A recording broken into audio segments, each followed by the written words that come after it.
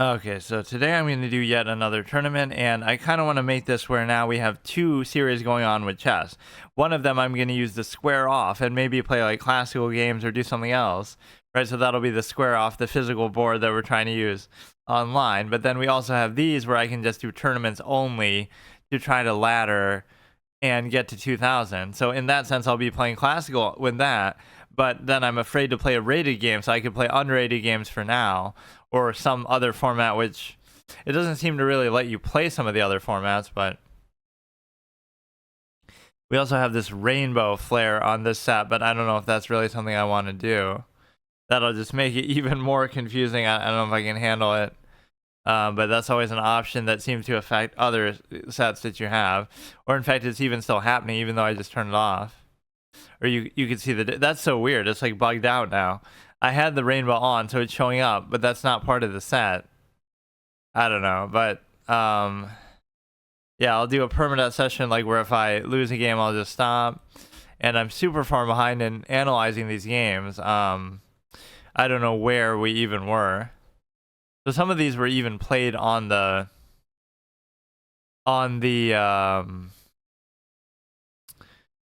square off itself. So of course that's a physical electronic board that you can play online using it. And the main thing that I was surprised by is I thought it would work with the magnets, but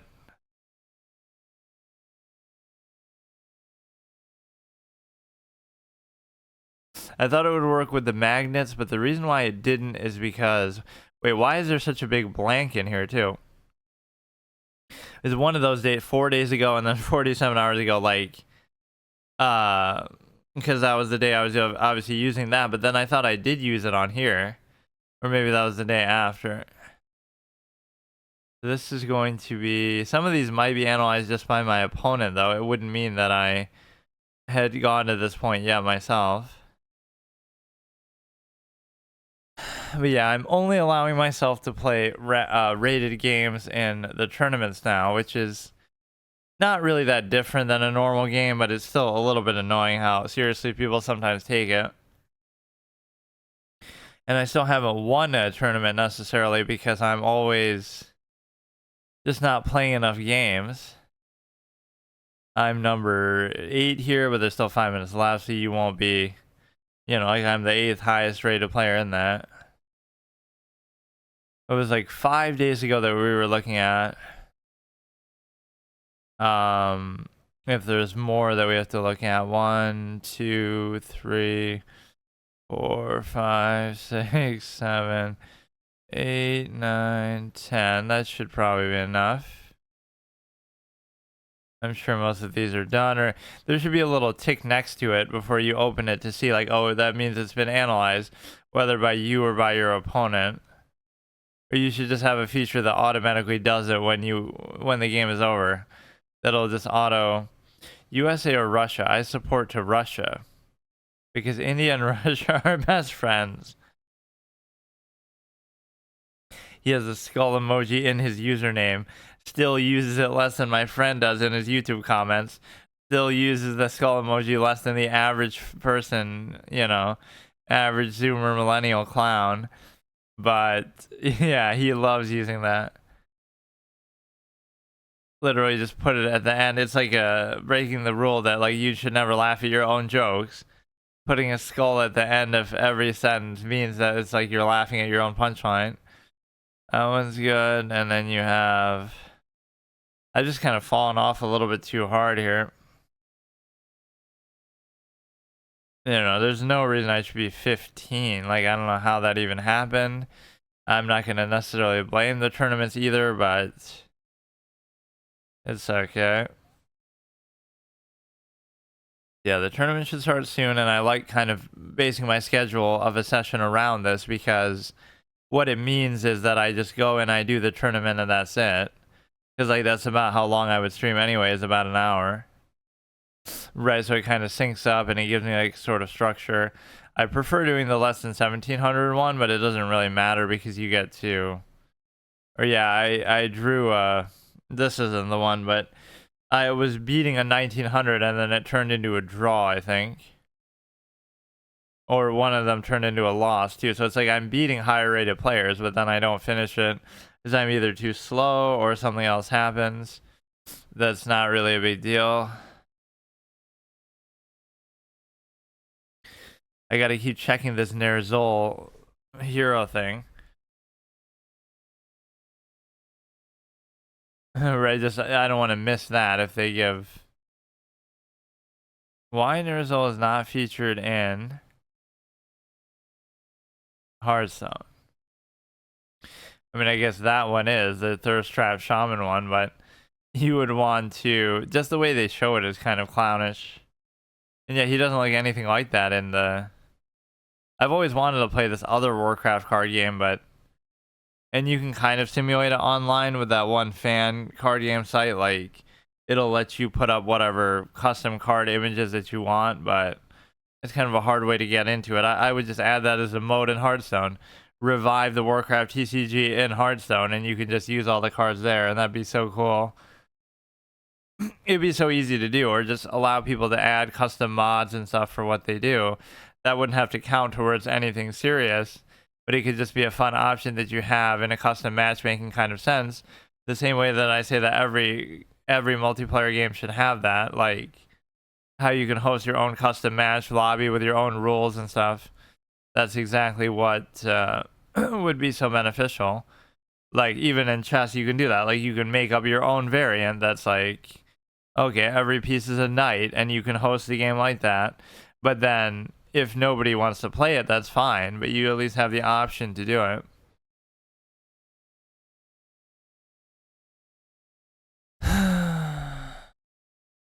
Even though chess seems like the kind of game that playing with yourself or playing with the bot would be just as enjoyable as playing against a player, it's actually not true, because I don't know, there's like the egotism with multiplayer stuff. Like, it's only fun if I beat another person. Like, even though the experience could just be as good against the AI or even better, because they're going to play better than any player possibly could.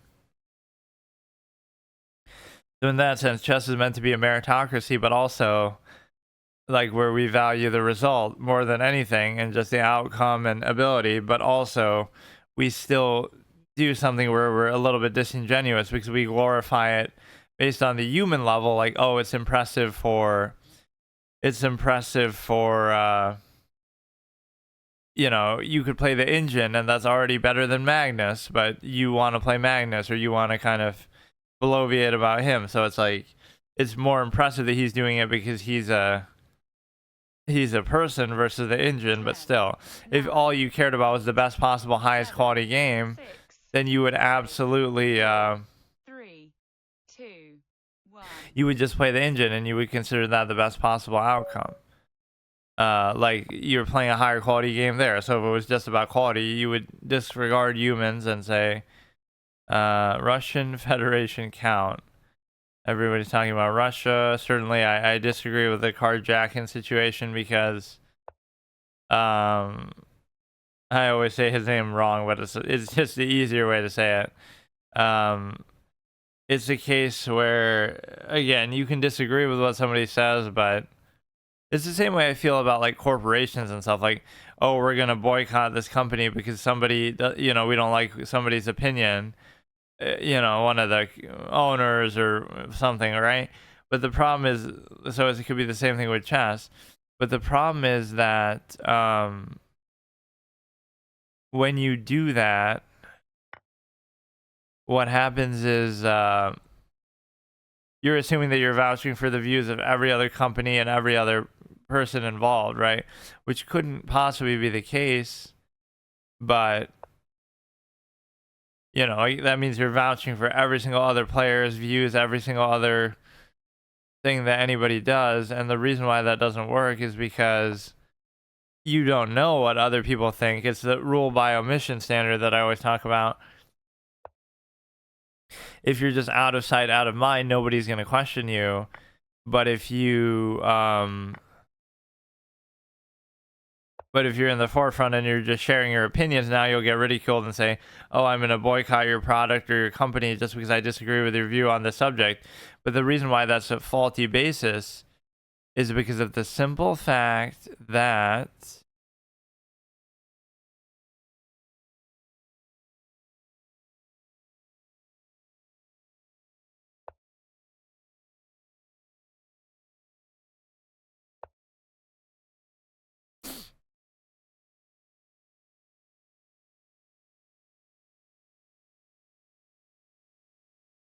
the reason why it's a faulty basis is because of the simple fact that you have I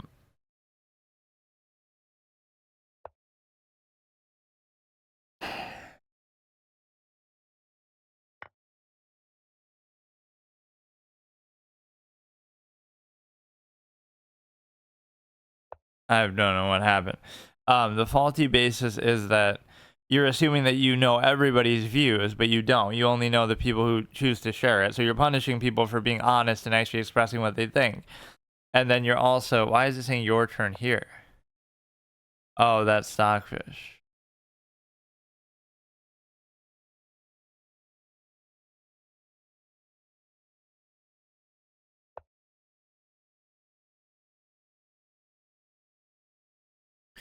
The reason why is because, again, you're punishing people for being honest and sharing their opinion, and you're assuming that you're vouching for the views of everybody else. You assume that you know the views of everybody else, and you're also assuming that you would vouch for or agree with them, just like you're giving them the benefit of the doubt as a baseline, but that makes it too easy to control. So I kind of messed up there in a lot of ways. So I guess I already lose. I give up. Because this is utterly stupid. I don't know how that even happened, but once again, the knight is always the weak link. Nobody's wearing jeans. So Magnus had that little fuss. He's trying to just be a bit of a diva right now. Like, you know, it's a dress code. It's not that big of a deal, but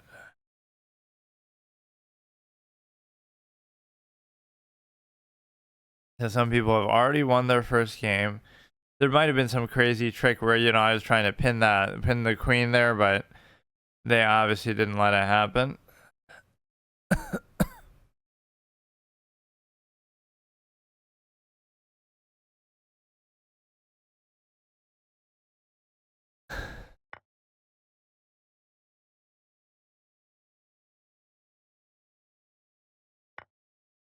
Alright, so the bishop is pinned, which doesn't matter for right now. And in a way, both bishops are in a bit of a precarious spot, but it's a situation where create the double stack here.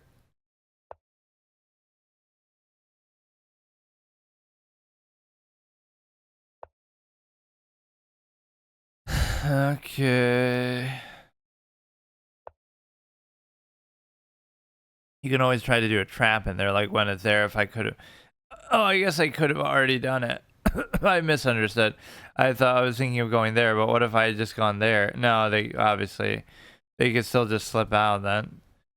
But you can go like this.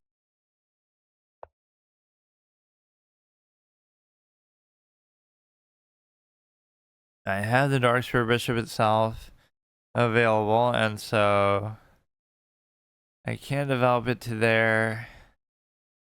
You're gonna bring one of those, I guess.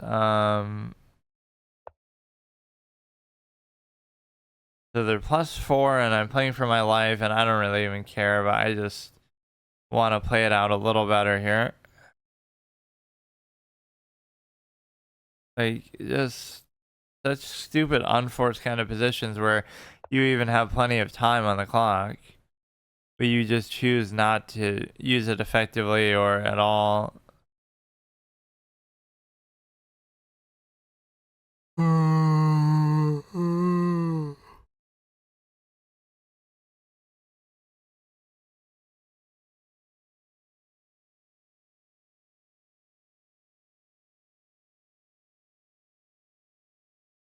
Yeah, the rarely seen triple stack, but I actually can't even do it. We could try to make something happen here just to try to open the king. If they bring this, I could just double take, so that wouldn't be a big deal at all.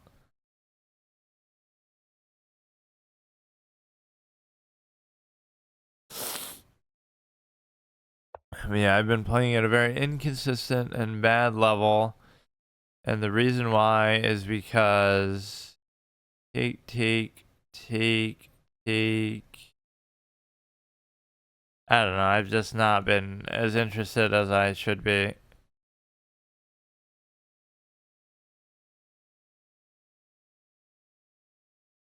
I'll take there, they'll take back, and then I can just ignore it for now. It's really not a big deal.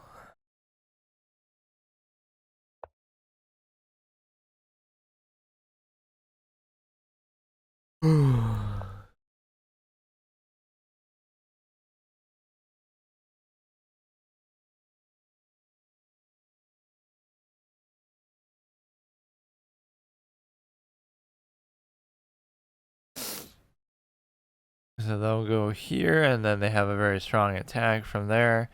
The best that you could do is maybe this, which doesn't even help. Doesn't even help. It's already over. I give up. I don't care, bro. So yeah, this is one of those things like where you're having an issue in the opening with the pins and everything, and just, well, even that was besides the point. That's not what I was even thinking about. +7. That's fine, bro. That's fine. Unless he somehow gives a stalemate, I wouldn't mind playing more, but I'm so tired anyway. I don't even feel like it. This is the worst thing to play when you're half asleep, but because it'll put you fully to sleep. But no, that's not even why. I'm just bad right now. The possibility of a stalemate or a checkmate. Alright,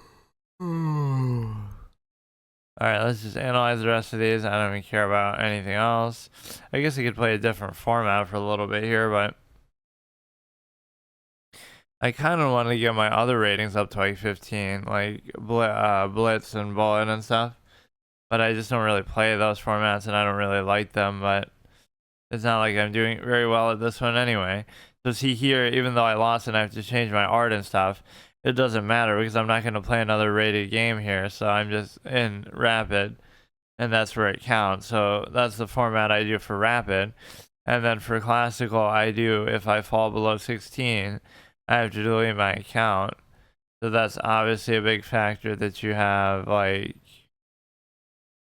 where I'm afraid to play the next game, because even though I'm 16-20 and it's like, oh, one game can't cost you 20 rating, but because I haven't played in so long, it's become a provisional rating. And so now one loss can absolutely take around that much, because I had seen that before too. Like I'm 1680 or something, and then I lose a couple and I'm already down, losing 20, 20, 20 for each one or something, or potentially even more, like 100 plus. Yeah, maybe tomorrow I'll try to mess around with the square off thing a little more. I could kind of at least do that to keep this fresh a bit. I mean, I'd still be playing on here, but I wouldn't be playing even the 10-minute games I tried to do on, and it was pretty difficult. Like, it's just an extra distraction that somebody who is as bad as me can't even overcome, but you can always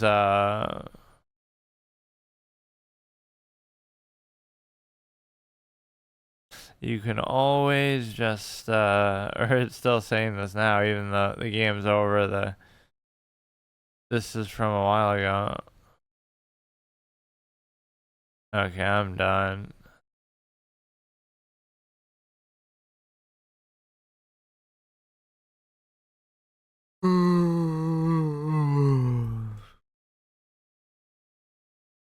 Could turn it into a yawning ASMR stream, but yeah, I could do some blitz and stuff. I'm just too tired. I'm not even gonna bother. I mean, if I had won that, I wouldn't have minded. Okay, see you tomorrow.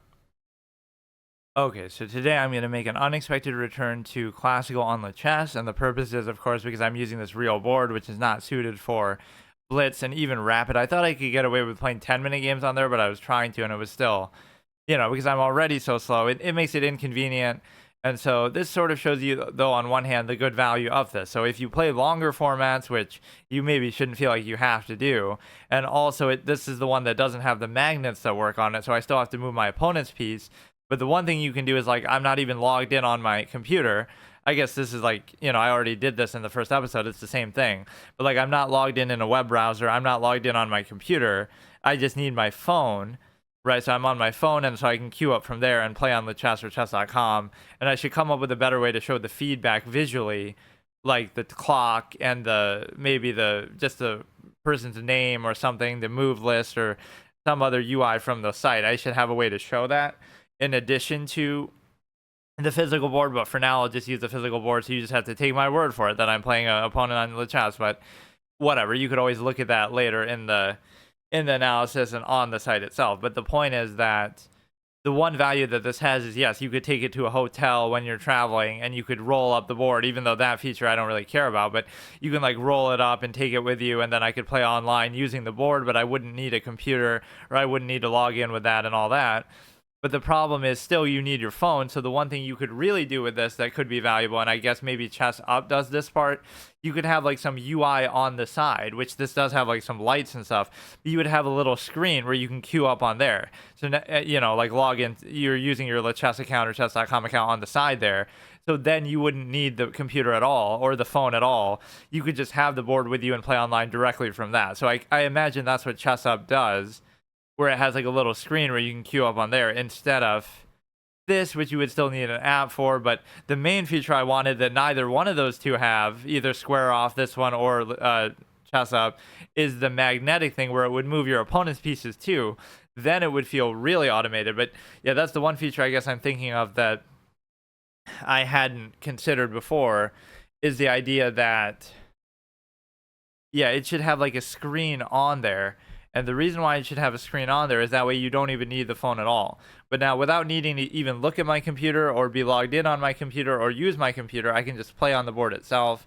I still have to make my opponent's moves, that's one annoyance, but I'm 100% playing just with the board, right? Again, my computer, I'm just using to stream right now, but if not for that, right, I wouldn't even need it at all. I could just be doing it, and unfortunately, though, I still have to queue up on the phone, but everything these days has, like, some sort of app integration, unfortunately, but there should arguably be a way to do it without needing that, at least as an option. And sometimes these pieces slide a bit because, whatever, it's a folding kind of board, of course. So, but yeah, I did the one session the other day with this, and so what that tells you is that it worked reasonably well. Again, the longer time format is very necessary to make up for how long it takes you to worry about doing all this, but also it's also a case where it bugged out a few times, and so you have to, like, not drag the piece along, otherwise it gets confused. You have to just move it directly, like, lift it, don't just drag it, because then it's detecting every single square along the way. But yeah, for the most part it worked okay. I'd give it a generally good review, like, maybe if I was to review it like I did the unboxing, it's maybe like a 4-star out of 5-star product, because yeah, it's missing the magnet thing, but it also wasn't that expensive. At least I got it for $200. So if you are gonna buy it, not that I'd recommend this or Chess Up, honestly, they both seem like a waste of money, but at least, be aware this one doesn't work with the magnets, just like, again, even that doesn't seem to. So the whole magnet price point where your opponent's pieces move automatically, that price point is more like $600 to $800, I think, right, for either the one made by this same company or the chestnut that's coming out that somebody was telling me about. So if that's $600 to $800, this is more like $200 to $400 for this or Chess Up. So the one thing is, again, it's good because you can make your moves and you can play relatively without needing a computer or anything besides your phone still. But it lights up the same way it'll light up your opponent's moves. It'll translate my moves to the online just by me moving them on the board. So all of those things are good. Again, it's not good for faster time formats. It's not going to move automatically. It's not going to have built-in UI that allows you to, play just from the board itself. And it also doesn't allow you to play, like, other modes, seemingly, like variants and tournaments and stuff. I was trying to play a tournament game and it wouldn't recognize that. You would think it would recognize whatever game I'm playing on my account, since it is tied to the account already. It would know, like, oh, I'm in a tournament game, so it should just work with that. But I was just sort of simulating it, like, manually, that the same way you could do with like an actual real physical board. So the point is, it's basically a gimmick. But if you are going to try to get something like this, you should try to look for it from a third party, because when I looked on their site, it seemed to be the same one that I got, the Square Off Pro, but that was like 300, whereas I got it on Walmart for like 200. So I saved like 100 off the top. I don't know if it's like a different model, different version, but it seemed to be the same thing. And also, when people ordered directly from the company, I've read all these comments over time that people had ordered it well in advance, and then they said, oh, the shipping date was meant to be 2023 and they're still waiting for it now, so like they never got it. So there are some dubious things about it, certainly, but you can subvert that, I guess, because I got it within like a week. In fact, I think I got it like the next day.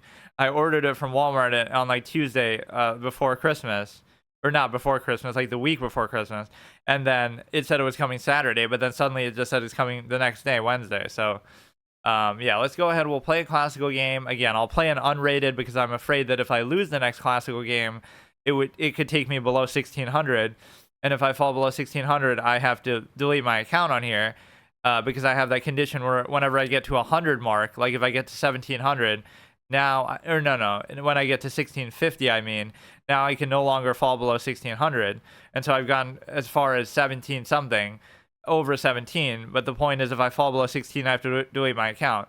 So I'll allow myself to play unrated classical games for now, whereas normally I try not to do that, but that would be exactly what I'm trying to do, as far as I can't fall below 1600, so I'm too afraid to even try that or bother doing it. So let me go on here.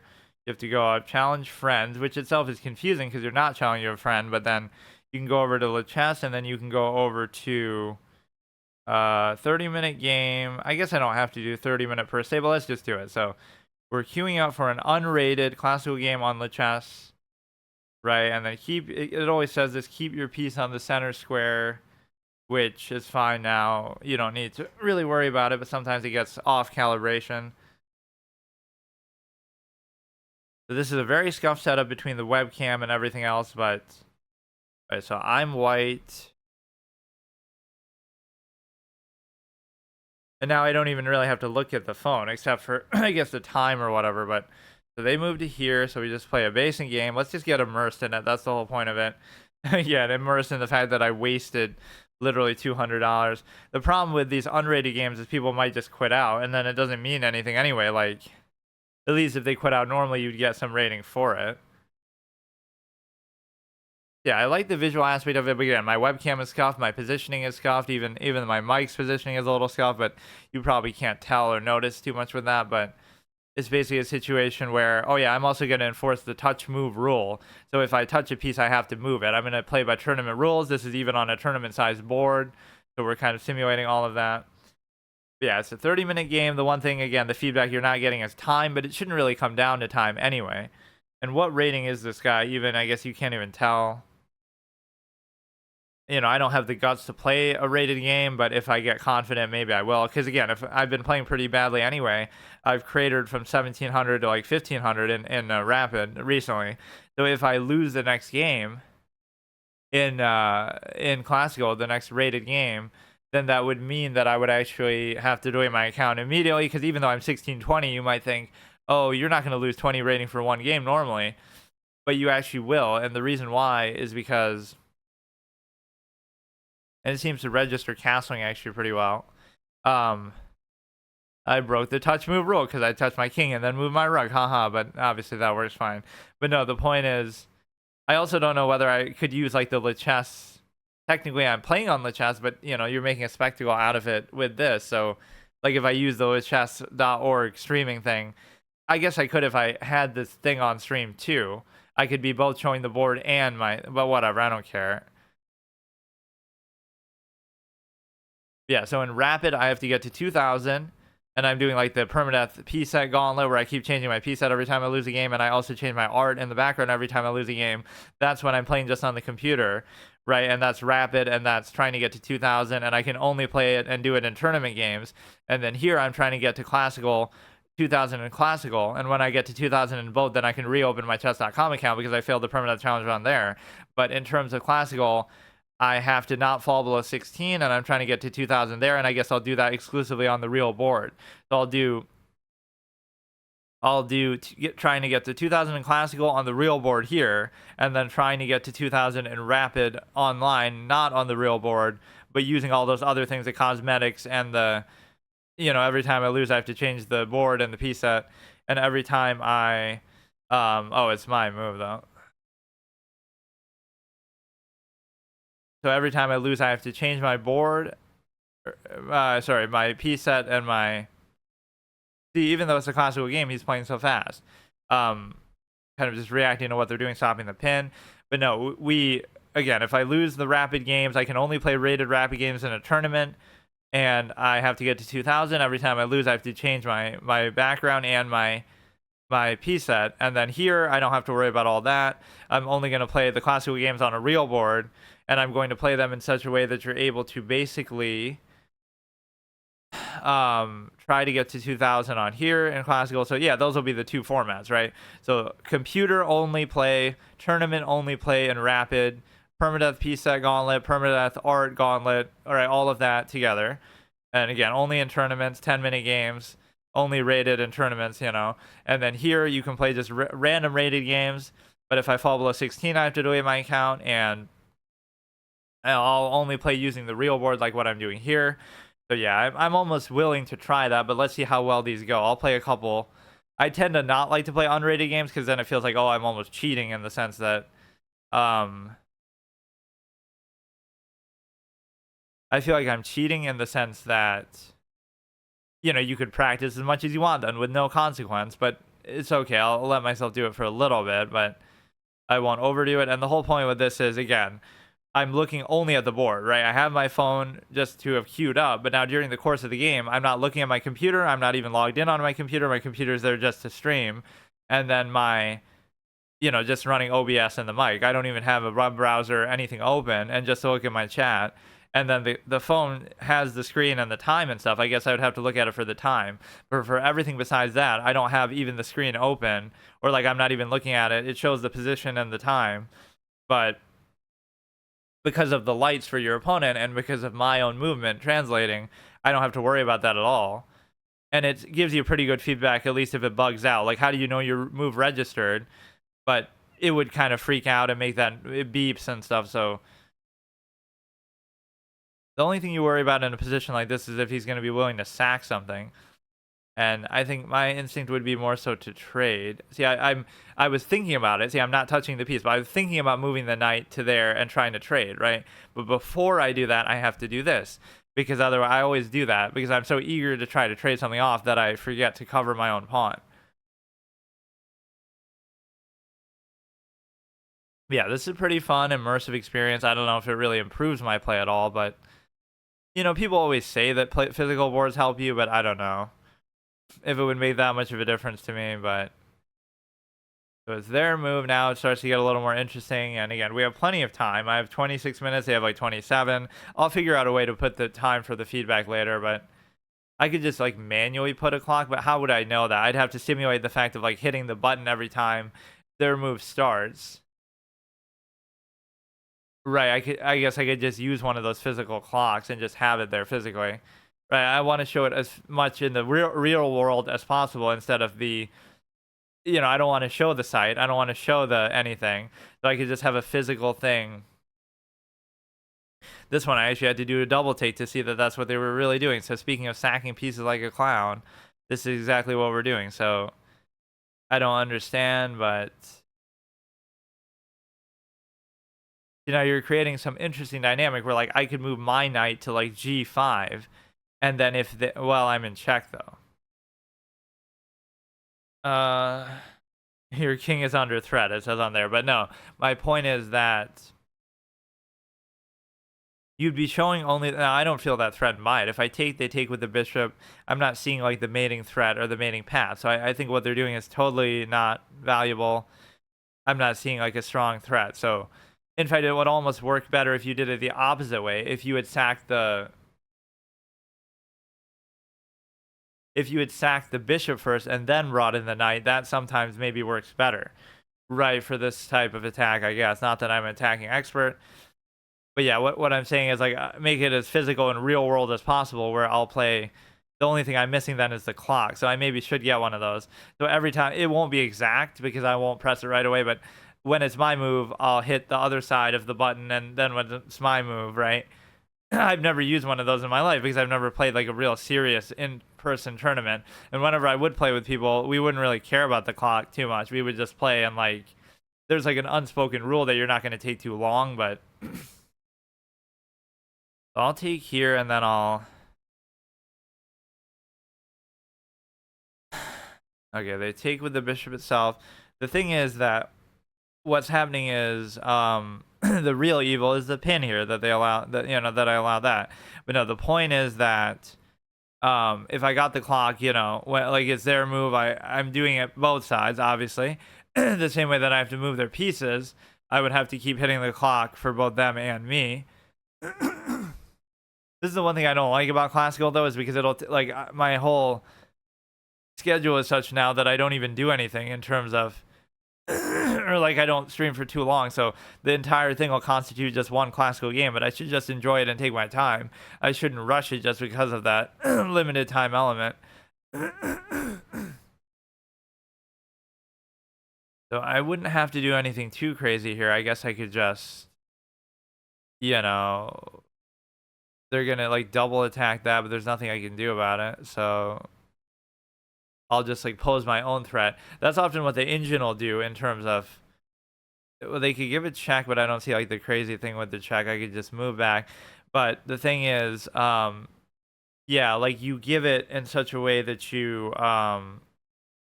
like imagine sacking a piece in a classical game. Like I couldn't see through whatever threat you're doing. They don't have enough pieces in my vicinity, so I'm threatening the fork. That's often what the engine does.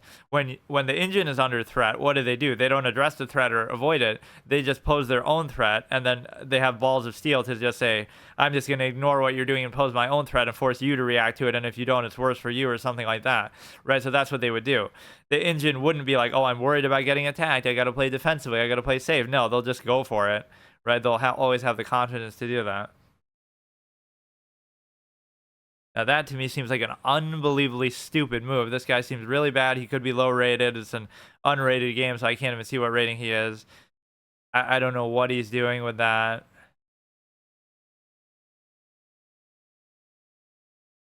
The whole thing for me is I just have to withstand whatever it is that they're doing. And the way that you can do that is by... The one thing they could do that would bother me is double attack with the queen. Or even that. I didn't think of that. They could have double attacked with the queen, and the reason why is because then they'd open the pawn here. I'd have no choice but to take. So now I can't take with that, and they're going to double take, and there's nothing I can do about it, so I'm screwed. But even as much as I'm making fun of them, they... I was sort of tunnel visioning a little bit too much, where... If I could just reinforce the horse with the horse, that would be great, but I can't do it. Or I can't even bring the bishop in either.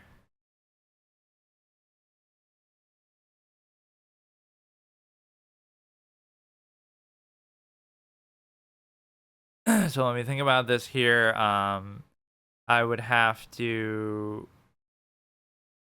I would take, there's really nothing I can do. So I allowed myself to get caught in a pin situation that is just uncomfortable.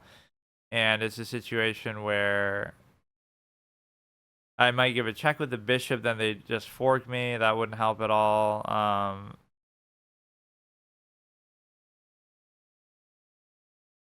I'm just going to ignore it and let them do what they're going to do. This is an unrated game, so I don't really care, but I'm trying to teach myself certain principles here of actually playing better in a way that I can just,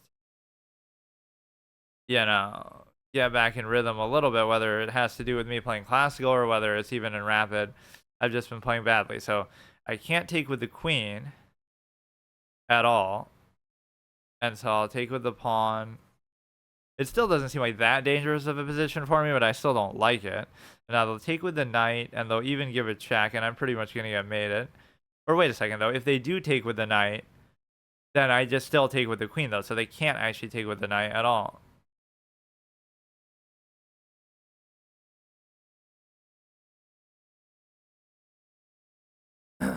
So yeah, I've already messed up, and again, messed up not in ways that are like, oh, so nuanced, it's above my head. It's like things that I normally wouldn't allow, like a pin or something. So maybe I'm getting thrown off in some way that I otherwise wouldn't. But so now the king has a few squares to go to, and it doesn't really matter because see, they're still short on threats. If they move, they're double attacking on f3, but they can't do it because the queen still covers. And then if I go to G1 or G2, they also can't really do anything. So there's no good follow-up that they have. So we're even attacking the queen now, so they could just keep giving check over and over. Give a check on G5, 6, I mean. Yeah, you can keep doing it, but there's nothing, you have these two pieces attacking, and they're doing exactly that in terms of just attacking these two squares. Now I could go, well, again, I commit to moving this, but now I'm thinking, do I go to F1 to stop them from giving these checks? And that might pose another additional problem, but actually I'll just do it for now.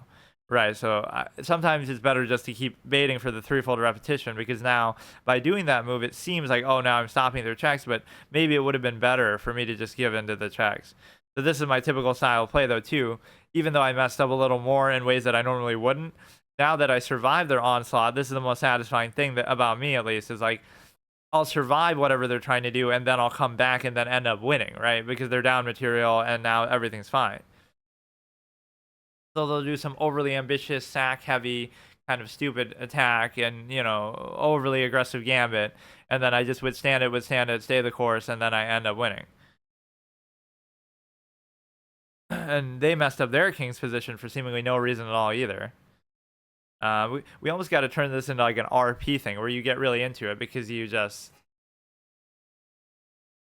there's something about it that's like you're getting fully immersed. We got to just, I love that one clip from back in the day that I can never find anymore. It was sort of obscure, but it was like a Death Note thing for chess where it's like either it was Magnus, I think it was Magnus, and it's like he's going through that speech that Light gives in episode 36 where he's like, I knew all along you had tampered with the notebook and all this stuff, and he's talking all this trash, and it's like, I always knew you were gonna try to. So it's the same thing, but he's talking about chess. And it's like, I always knew you were gonna try to, put your rook on the back rank, and I always knew you were gonna do that, or the rook, the bishop you took was nothing more than a bait that I was putting you into, and like he's going through like 20 different moves saying, why he's giving up this piece, and oh, I always knew you were gonna take that piece. It's just a pretty funny thing. I should almost try to remake that. It was like a really shitty animated thing, I think, from like maybe 10 years ago. It's just like playing on Light's final speech that like, or I mean his final speech before he loses, spoilers, but it's let me see here. So he brings that down. If you bring the Darkstar Bishop in, now I could just keep incessantly threatening his queen too. There's got to be some good move that opens up for me. That's what you always got to remember in chess that I often don't. Whenever your opponent, right, this is like a philosophical RP moment actually, as I was just talking about RPing, like whenever your opponent attacks you, they're leaving themselves open too, right? You can't hold a shield with a clenched fist, or you can't, whatever the expression is, like you can't defend and attack at the same time. So by doing what they've done, they've actually opened themselves up to something. You just have to be willing to find what it is, right? It couldn't be that, oh, they put all this pressure and they just somehow are able to be safe themselves. So you got to remember, they're exposing themselves by attacking you, and by doing that, they'll be in a position where they're very highly vulnerable. So you have to be willing to look and strike back at the opportune moment. I'm down to like 19 minutes. They're like 24. They go ahead. They move down to here. See, that move wasn't very good by them because it's a situation where I'm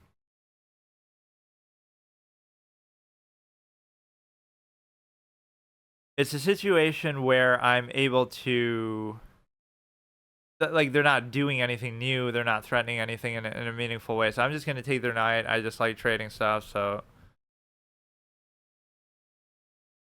we go ahead, we do that. I was gonna do that a while ago actually, but sometimes you're not supposed to do it like that either, I think, but it worked. So now if they take the well, it's my move anyway. Like, there's nothing really creative or advanced that I'm doing here. It's all just very basic and kind of boring. But I was thinking, like, if they take, then they take the queen. But it's not like I'm not covered, so it doesn't really even matter. Now, I should try to stay a little bit on the aggressive. I don't want to take that pawn because it'll mess up my structure too badly, the f5 pawn.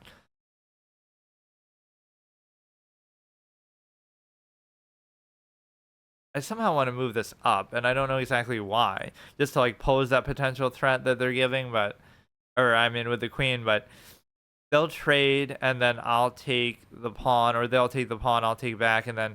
Again, my pawn structure is messed up, but it's not like their king's position is very good either. And whenever I say classical, I always mean like an actual 30-minute game. I don't like these kind of wonky, 15 plus 10 and all this kind of stupid stuff. But this, I could pin my own rook, but I don't have to. They didn't open up any new threats for that, and they're very bad at bringing their pieces in to attack because they're just kind of... They're not really doing anything with them in terms of... Right, they didn't have enough. They're willing to try to sack stuff and do all this crazy stuff. So they do that, and I immediately will just take because I just don't care. Right, you give me the chance to trade, I'll just trade. Now, sometimes I'm overdoing that, but I think I was validated for a while, at least in my it was good enough to get me to 1700 without knowing openings or anything, or just in general, you have okay, so we still have time.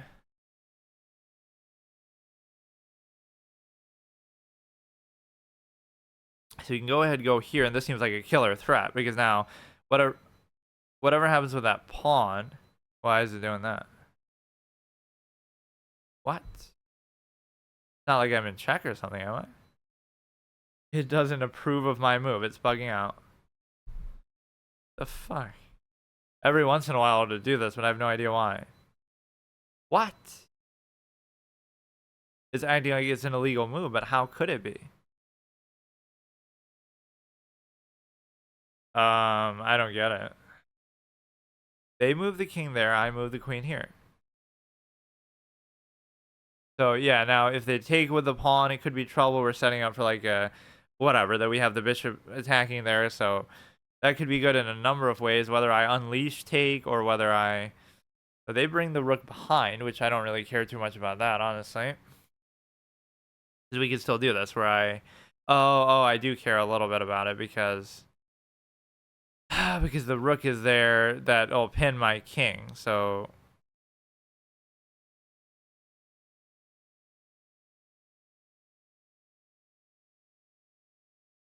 something interesting opened up because ever since they moved their bishop, what I can do is I can do this. I can take here, take the pawn, and attack the king here. And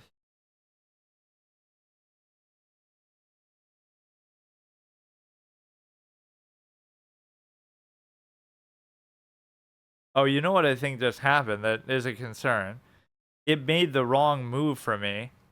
Where it went, oh wow, so there's no takebacks either. So if it bugs out and does that, sometimes the move won't register, but in this case, it moved the rook actually to here. And so imagine I'm in a rated game and it does that and there's no takebacks. This is the kind of thing that'll fuck me over. So somehow it registered the square in front. So I have to keep going with it, and now they're going to win like both my rooks. So that's the kind of thing I'm not too happy about. It's just bugging out full time, dude. Bugs out once and it just loses it. But no, that was my fault, I guess. But you have to be more careful. You should probably just pick up their piece and then... I mean, you can have it, but is that really deserved, dude? Now, at least I have a different kind of excuse. But now that they've done that, I can actually just still give the check I was trying to give. You have to be careful not to slide it in that way. Right, I accidentally must have touched there, and then it doesn't give you the second chance to confirm that. It lets you just... it lets you just do it. So that move was locked in before I even knew what happened, and there's nothing I can do. I can't cancel it.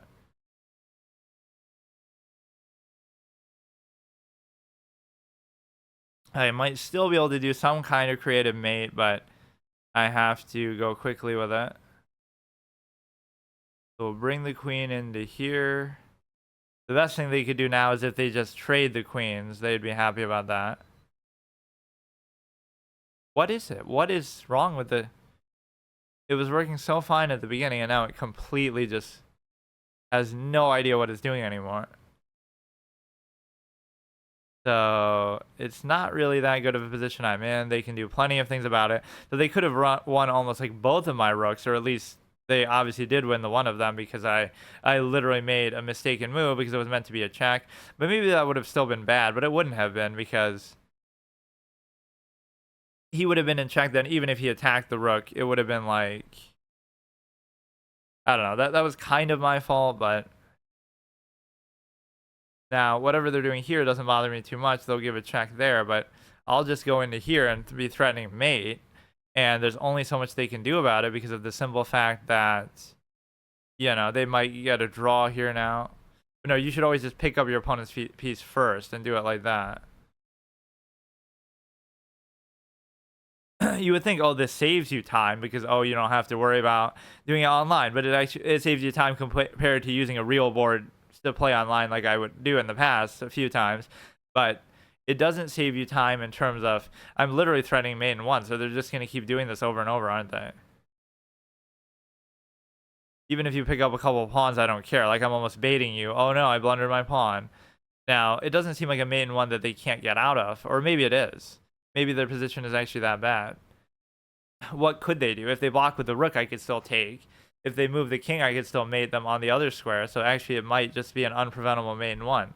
So I don't want a threefold repetition, but they might be compelled to do it because now they're just, you know, so even though I blunder a rook, I'm worried about not getting the win. But come on, bro. Fun and interactive game. We go through all this, a classical game, long game, just to... There's nothing I can do either. Like, if I go further in towards the left side here of the board, right, then you will get trapped and actually back ranked. And if I go right, what would happen? Like, just... You're never going to escape from the queen. So it's like... It's so stupid. Oh, maybe I'll have to give a check on one of these other squares. Like, I'll just do it, and if I lose, I don't care. But we have to be more careful with that. We have to be very precise because I actually made a move that was bad. And the reason why I made a move that was bad was because of the simple fact that I messed up on the board. And again, there's no takebacks. There's no... If it's a rated game, it would be absolutely a valid thing. So... I'm going to keep trying to move on this side, and they're going to keep giving checks, but at some point they might have to go where the rook is, or I'm not 100% sure what's happening here. I keep doing that, though, where I want to simulate the capture, because all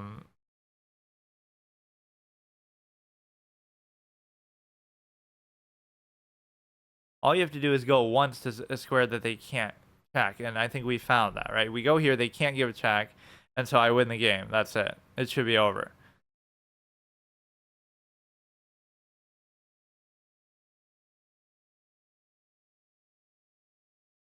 Right, I sacked my rook to win the game because I don't see anything they can do. They can't move the king, they can't move the pawn, they can't move the rook. The queen is too far away, so I actually win in a way that is kind of bonkers. The real rating is the sense of accomplishment you get along the way, and that would literally have constituted the whole episode. The fact that I could maybe do one more, but I don't know. Okay. But even that doesn't matter, it's still mate.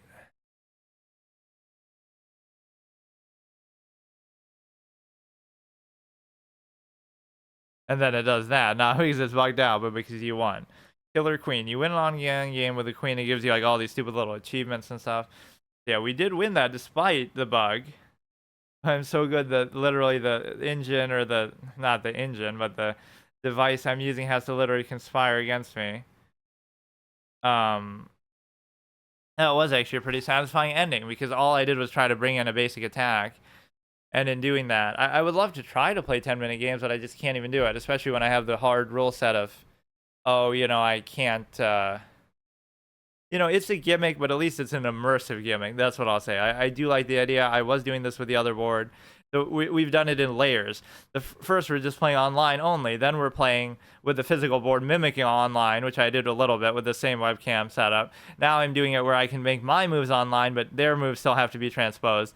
And then finally, we'll eventually, maybe next Christmas or down the road, right, we'll get the one that actually moves the other side with magnets, which is really the one that I wanted, but I didn't know. But then again, even if I did know, that those tend to be more expensive, so I would have been yeah, these can be two concurrent, like, different series that that could run like at the same time in a way that, right, we're doing classical in that. But I'm very afraid, as you just saw, even from that, I have to be very, very careful, because imagine I would lose my account, and I would lose it not just because, oh, I played badly because I'm playing like garbage anyway, but I would lose it because I'm literally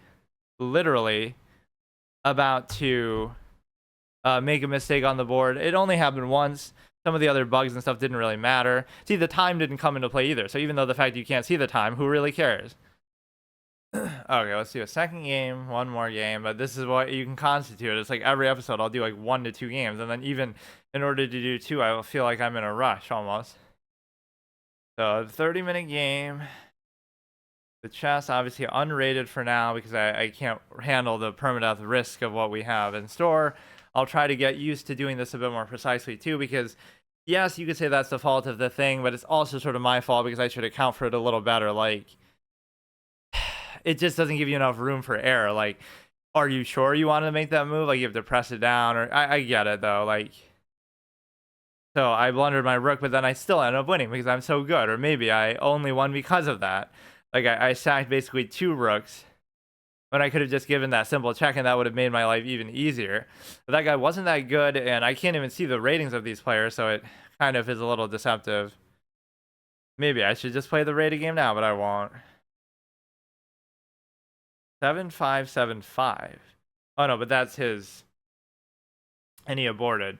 That's not his rating, that's his name. It's the ending of his name, but it goes in like a second row because he can't fit. So yeah, Cliff Chess, classical, 30-minute, unrated.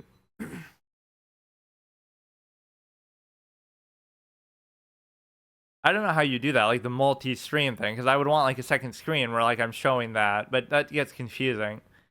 Like where I'm showing just on the site, but this is basically what's happening on the site anyway. It's just so you can understand, like, oh, I'm beating a 2000 rated player or whatever. They, gives you that feedback instead of, oh, it just seems like I could just be playing against AI or something.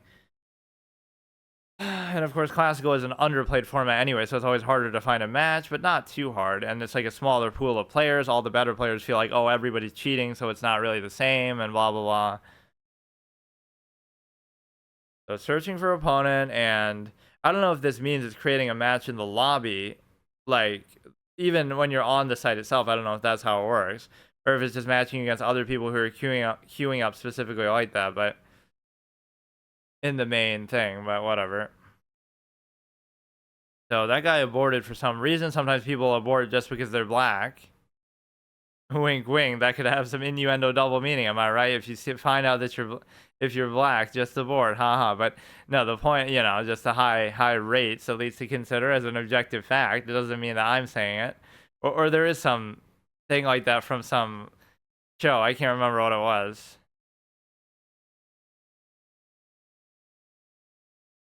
It could be highly offensive, but whatever. The point is, I had all this slew of jokes about chess too, like, oh, it's white privilege because white goes first, or oh, it's actually female empowerment because the queen is stronger than the king. Or this is like the same guy, isn't it? I swear this is the same guy I just played. So now they want revenge, but what's the point when it's unrated kind of trash anyway? Let's try not to blunder a piece. But yeah, don't drag the piece. You got to actually lift the piece. Is the lesson that you learn. I'm almost getting confident now because I'll farm this guy twice and then I'll get destroyed and lose my whole account. That is a hard condition too. If I fall below 16 in classical, I actually have to delete my account. That's all there is to it. We move that there. Again, just remember to lift, don't drag. And that might be true on these other ones too. It's not like it's just this one, but... Or did I mess up? Okay, I messed up, but... Wait, but something's wrong with the thing itself. These are, first of all, on the wrong squares. Everything is messed up. It didn't freak out about that, though. They moved the bishop there, but it somehow looked like they moved the queen there. Let's see what we got. Now I can just castle. It corrects from mistakes sometimes pretty well, but then sometimes it just gets stuck on something.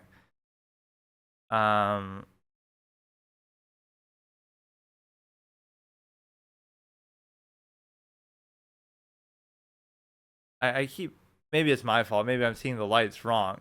You're seeing the thing light up, but I'm not seeing sometimes the first one because it's so far away. Right. So I thought, oh, I just see the F6 light up. So I just assume that the pawn's moving, but it does show the piece it's moving from too. I just can't see it sometimes. Let's see. Yeah, I assume they're castling, but I can't always see it. But that's just my own position. That's to blame. So we're both castled. Now we just have to figure out. Let me do this. Give my bishop somewhere to escape to if it needs to. And you also have the ability to. I want to cover that pawn again. The pawn on e4, and then I also want to go to d3. Then I also want to go to b4. They're gonna do that cheeky thing. They're gonna do that cheeky thing, aren't they? So now I'll take back, and then they'll I gotta keep remembering this. Take this, then they'll do the thing where they fork it. And then I know this so well too because I get triggered by it. So then I go here with the bishop. In this sense, I guess I'm moving faster than I'd move online, but not that you can't click this fast, but I'm getting like maybe a little bit overconfident with it somehow. But yeah, I'll move this first and then move. That should be the rule. That way, and also don't drag. Those are the two things. Now I can just take that back. That's no problem. And I also like that because I'd rather give up the knight than the bishop either. So now I'm happy with that because you made a lot of trades. And anytime you have that, it works out very well for me because that's just my style of play. The less material there is, the less material I can blunder, the less material they have to potentially attack me when I'm more of a defensive-minded player. And I love even that about my pink flamingo pawn structure, the V-shaped structure of like, that I always show. And the reason why I like that so much is because of the simple fact that it's like, oh no, but it creates a backwards pawn, some better players say, and I never really thought about that, but that's exactly the point. I'm not the type of player to push my pawns until the end game anyway. I don't really care about, nuanced pawn pushes. No, the whole point, not that I thought about it entirely like that, but I want to have the one anchor pawn and the the three connected, and just cover that and have it sit there the whole game and not have to worry about it, right? Rather than, oh, you're going to push it at the right moment and nuance it. No, I'll just wait till the end game and then I'll do it. Like, so my pawn structure for now is actually a little bit wrong too. I'm gonna, I don't know what I'm doing, but I could take that bishop right now, but I don't want to. I'm gonna do that, which seems a little bit odd, but that's where he kind of screwed us over. The same opponent even in the last game. It's not like he's a friend and we're playing him like that. It's just that nobody else is playing classical, or at least an unrated classical game. So, but no, I probably would have won that a lot better too if not for I don't know what exactly to do with my my bishop here, actually, my dark square bishop. Because if I open it the other way, then I'm going to kind of trap my light square bishop in, right, that it can't go back. Even the way it is now is kind of awkward. So I could have traded for that knight at any time that I wanted to, but somehow I just don't want to. So now they move back with the knight. I'm moving a little bit too fast, though. Like, I'm not really playing it like a classical game and thinking as deeply as I should, but I don't know whether playing like this would encourage me to do that or not. I mean, even online, I would still do the same thing. But if you're going to go through this much effort to make a spectacle out of this, right, you may as well actually play well, which, even if I'm winning these games, it doesn't necessarily mean that I'm playing well at all. Now, that's easy enough because I could just take and then win that pawn, assuming that this is even really worth it. Like, sometimes you'll have something good, but there's something better.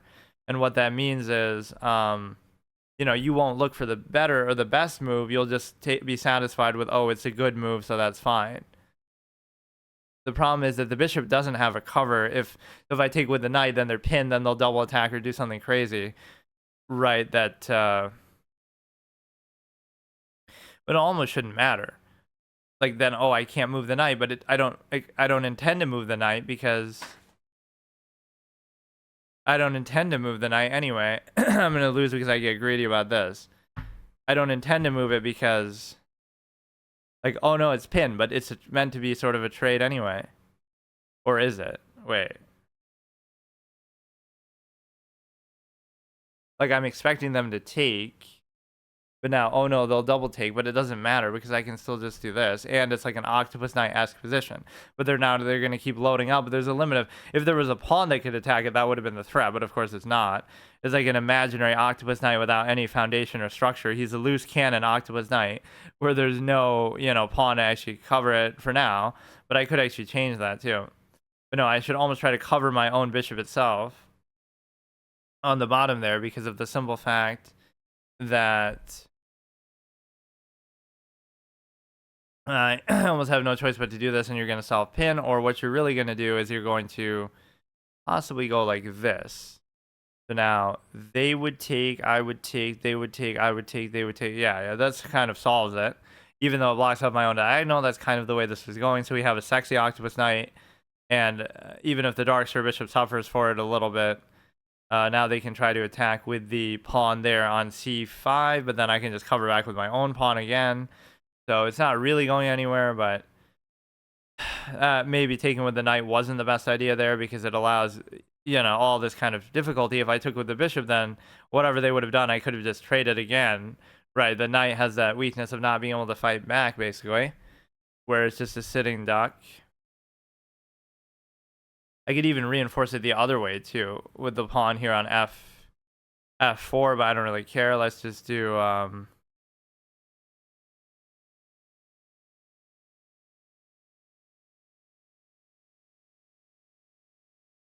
let's just cover this since this is what I'm worried about, but I'm not sure what the meaning of that move was. Just I'm trying to develop. If they take the pawn, it doesn't really change anything. The main thing is that the knight couldn't move until then. Now it can move, even if the pawn wasn't there. They've made two useless moves with the rook here, where they moved it, from H or A8 to B8 and now to C8. Right, none of those moves had any impact on the game.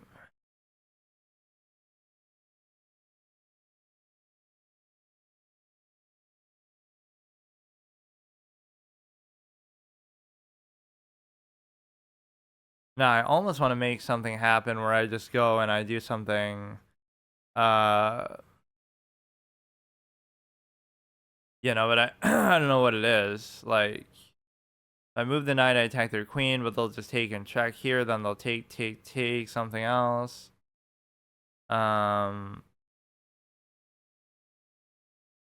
Here's where I would almost try to force it, where you don't have to do anything. The knight's in a reasonable spot. Although the knight's not really in that great of a spot because, let me actually try this just because it looks cool.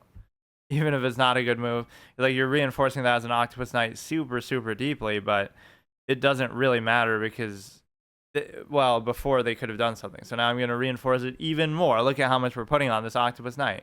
But they could take it anytime they wanted. But oh no, now it's going to give me a passed pawn. So they're going to take the rook that I totally didn't see that. I'll give it to you there.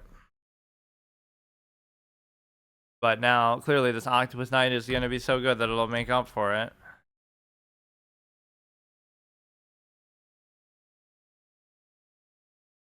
Right, like, oh, I'll get a pass pawn or something, but I'm -2. So this guy's getting off on some really obvious mistakes that I keep making. Yeah, as much as I like to simulate the whole clashing of the piece, I can't really do that. Otherwise, it could mess up, or at least in this case, I'm afraid to do it. They are +2, and again, they could take the knight anytime they want, and I don't know if I'm good enough to make the pass pawn really work. And so especially when it's that close to the king could impact it too. You'd have two connected pass pawns, and they don't have any of those, so is that really worth it? In some strategic high-level sense, this would actually be a good position, and that would have been worth it, but it's just not. Now, this is pinned to the king in the sense that it can't move, but I could easily correct that. I can just move it right now.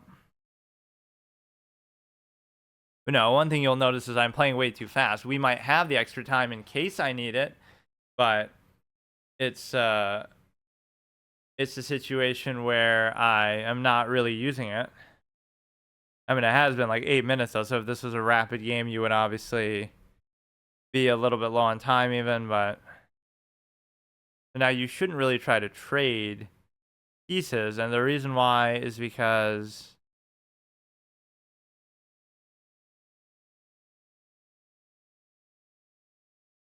you kind of need everything that you're going to get here. But I also have no idea what to really do with this position at all. I'm in a self pin for some stupid reason that I don't even know why, but they really can't do anything about my knight. That's kind of the knight's greatest strength too here, is like if they didn't have the right colored bishop, or if they only have rooks and a queen, that's why the knight's so valuable, because it's so lacking in value. The idea that, oh, you can't trade down a rook for a knight, so there's nothing you can do about it. Like, you know, it's kind of for the wrong reason that you're having that happen.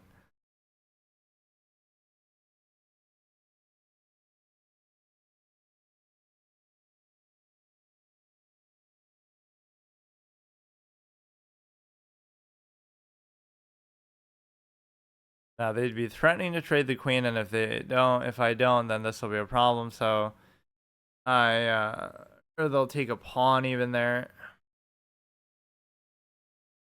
I'll give a check here. I don't have like a great plan of what I'm doing, but they can't really block it, so they have to go in there, and at that point I could give a check with the knight, but it wouldn't be made, but we get like an unleash into a fork, I suppose. I'm not saying that I even saw that all the way, but they have no choice but to, well, they'll get a check no matter what, is the point.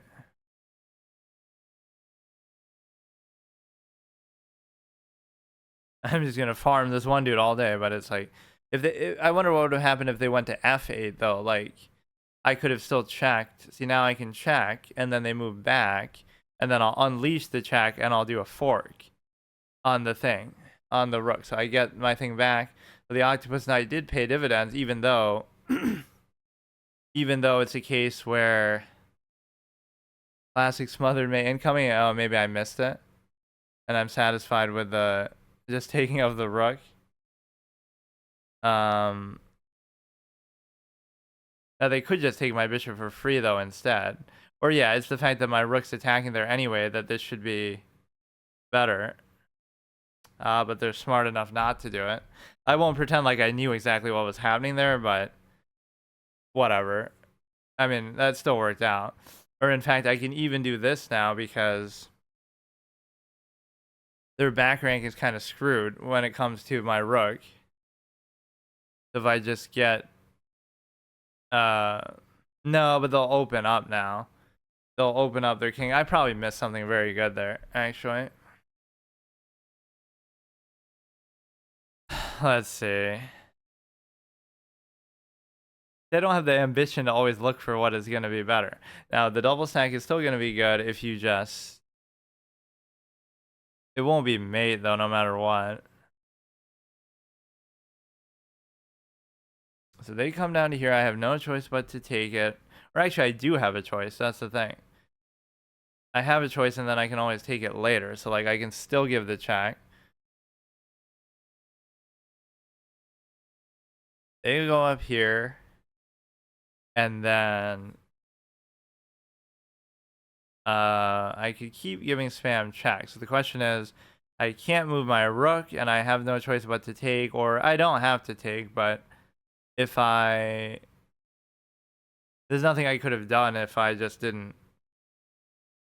Fuck. Whatever. That's probably still a lazy way of doing it.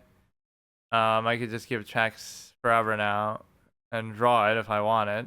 Just like in the other game, we had a chance for a draw, and then I turn it down because they're spam checking me, and I'm sitting on mate. I wonder if there really was a mate there though, because it wasn't super obvious. I thought it was just like repetition, because you would just keep checking with the knight over and over and unleashing. But that's where I sort of settle, and I'm happy with just, oh, I'm gonna draw, or I mean, I'm gonna win a rook for a knight, so that's good enough for me. But at least the Octopus Knight that I've worked so hard for did actually pay off in some way. Or this thing is actually bugging out now because I was waiting for the light and it didn't light up. Let's see. King is under threat. It says it on there like as if I don't know. But there it should give you some feedback on the board. So now it's probably looking to be a draw, but I don't know what they're doing. Oh my god. If they give a check there, they can take another pawn. Yeah, none of this really favors me at all. What? This little sliding aspect is a little bit annoying. What is it doing? Okay, all they have to do now is they have to take the pawn again. I could just keep spam checking, but I'm not going to win probably. See, at least I like classical for this reason, that you don't worry about flagging. Like, oh, it's not gonna come down to that anyway. So go ahead, get a threefold repetition. I really don't care, dude.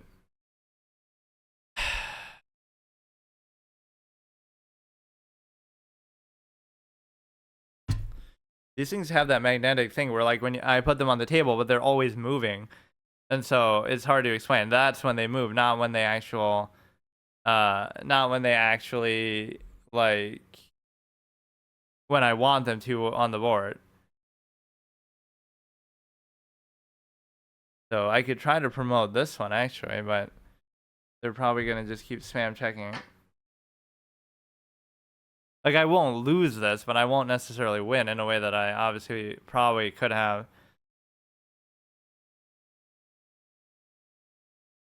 They go back to there. I don't know what the hell is going on. This thing keeps sliding. That's the problem with a foldable chessboard. So we are actually pretty close to promoting this one too, but they'll keep giving checks forever here.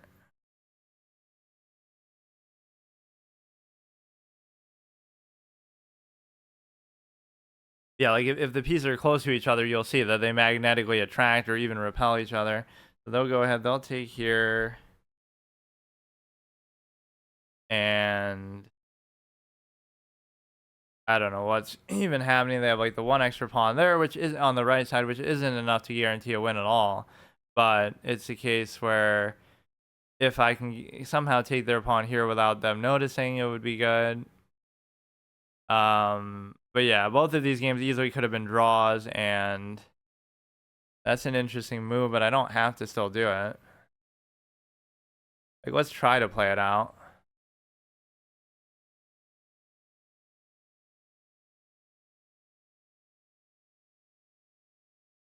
I wasted enough time, so that's why I don't feel in a rush. Well, I kind of played in a rush though still. But like when you're committing to a classical game, it's like you're accepting I'm gonna waste an hour of my time to more than likely get a draw or some unsatisfying outcome, and so at least you resign yourself to that. Whereas in other formats, you're kind of still like, okay, I'm trying to do something else. Go to here now. I still don't have to. Well, actually, I kind of do. All right, fine. So let's see how this guy is gonna win with like one dinky pawn here extra. It's not gonna happen. I would have rather you just gone for the threefold repetition earlier. So we go ahead, we check there. I can literally give an endless check chain now. Or actually not. Not yet.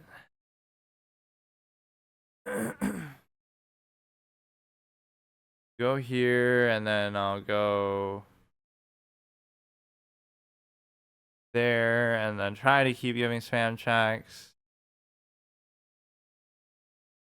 Somebody just has to not blunder their queen. But no, I'd love to see how he could win with that one extra pawn. Like, it's possible, but he could try to force the trade and then make something happen.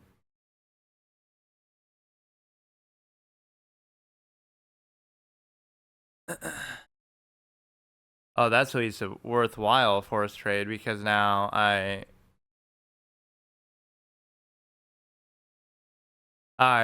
have to give them a pass pawn, so I at least have to give them some credit there. Wow.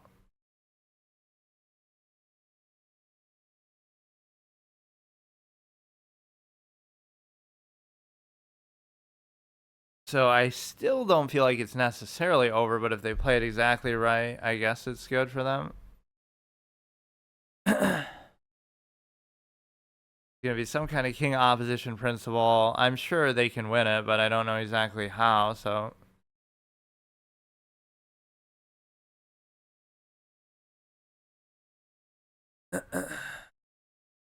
No, I mean, that could have easily been a draw and all kind of shit, so if I check there, they'll take, I'll take, they'll still take. I don't know exactly what's happening here, but their king can't come in anyway.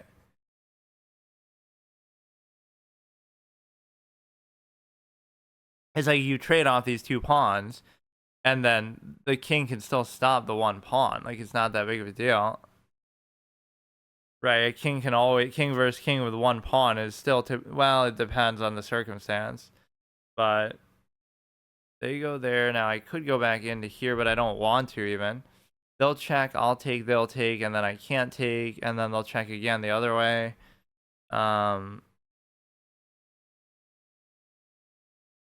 So now, again, you would only lose by the king opposition aspect, the fact that, or the default move rule of like, oh, I have to keep, like, I could just move this pawn up now, but then their king opposition is going to ruin me. If I take, they take, and then they'll also beat me that way too.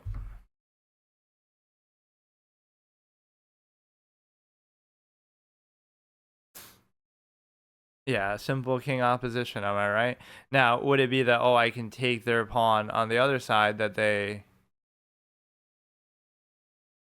if I had gone that way, but it wouldn't really work. I could have gone, here, take this one. I don't know.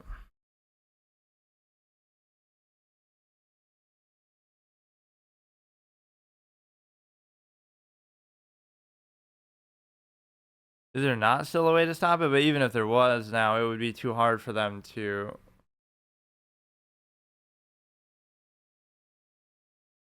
Like, they're going to be too close to my pawns and potentially take them and everything. So, yeah, even like that.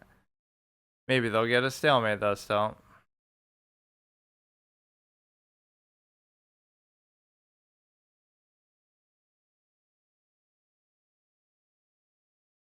Okay, they can still come back in. Or they can just even start taking my other ones, but they don't want to. Okay, let's just play it out all the way. But yeah, whatever. I had a good position. I might have had a mate, but I didn't see it. My move, let's see. No, I'm playing like too much in a hurry sometimes when the whole point of classical is to not do that. But it's one thing like I don't have to worry about losing on time, although I'm down to 13 minutes, so evidently I still did take a certain amount of time.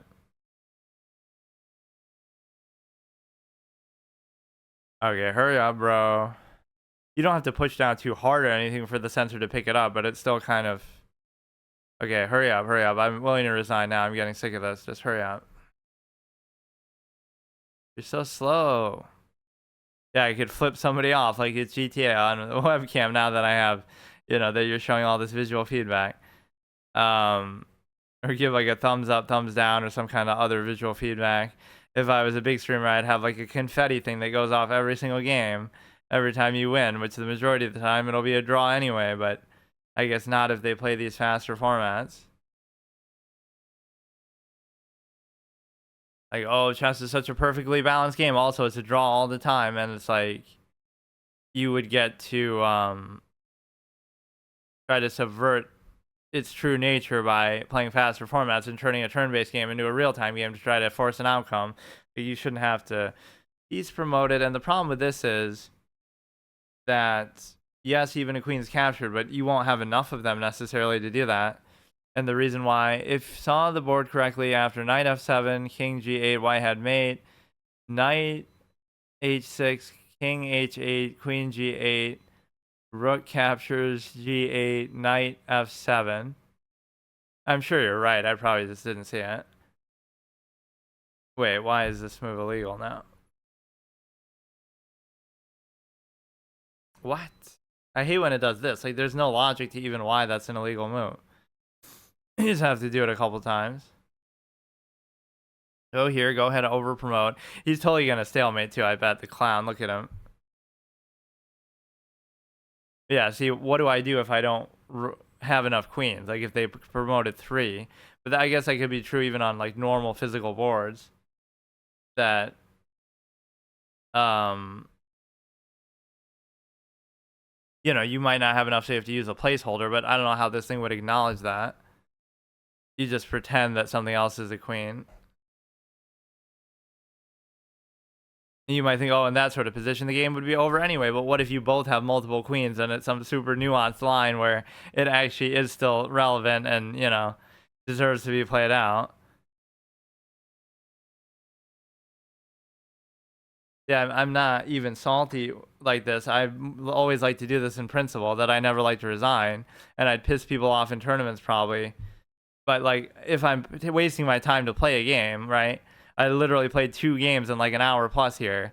It's fine because I want to see the outcome all the way. Same thing, like if I'm winning, I want to play it out all the way. Right? If you're gonna waste your time playing a fucking board game, you may as well do it all the way and see the outcome.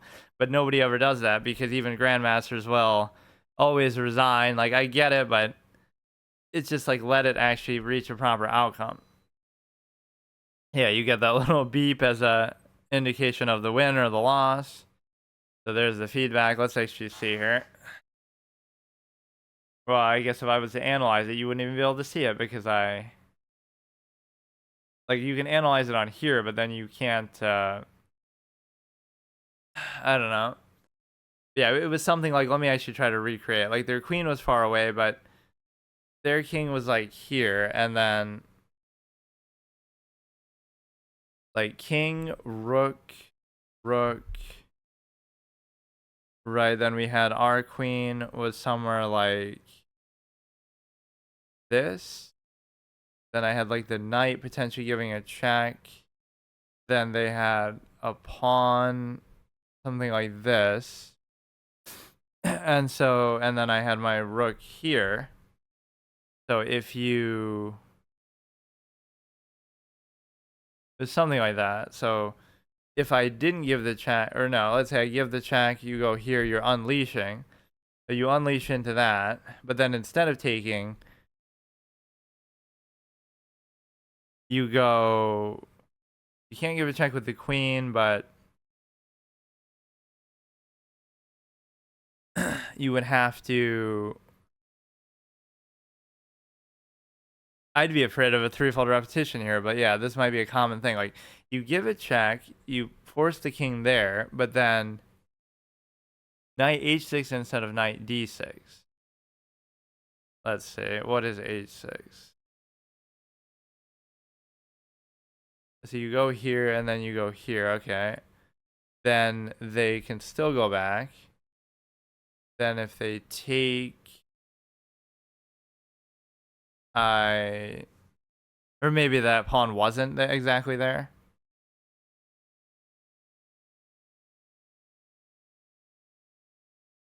I don't know where all the other pieces really were, but attack the queen on g6 and mate.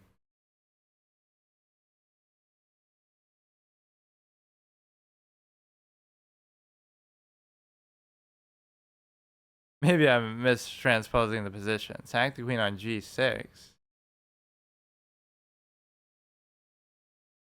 With the horse still on h6.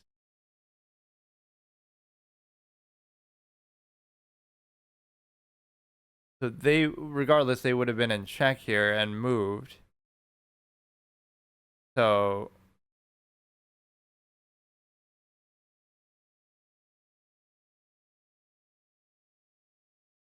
okay, they wouldn't have necessarily taken the knight. So if I sack the queen like for a check, they could take, I could take with a knight. You have, or queen g8. They're forced to take with the rook, knight f7. Oh, okay. Yeah, I've seen this before. I'm not good at visualizing it. I get it. Like that, of course. Which again, in a classical game, at least I should be able to figure something like that out. I can understand if I'm in a time scramble. Okay, see you later.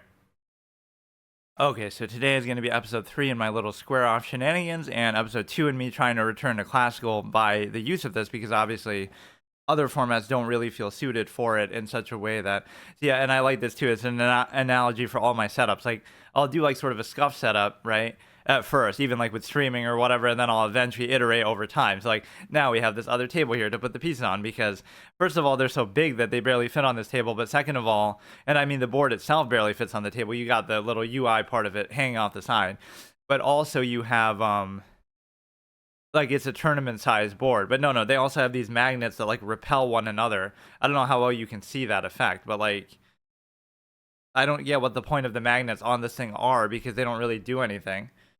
Like, they're not moving the pieces magnetically the way I wanted them to. But yeah, I played 2 classical games, and of course, if I lose a classical game, I have to delete my account, because or at least I could have to, because I'm 1620 and I haven't played in a long time. So we have the provisional boost or minus, right? If you win or lose, it could take away a lot, like 100 or at least 30 or whatever, right? So if I lose a single classical game, what happens is I have to delete my account on here, because if I fall below 1600, which is very possible to happen, right? That's exactly the issue. So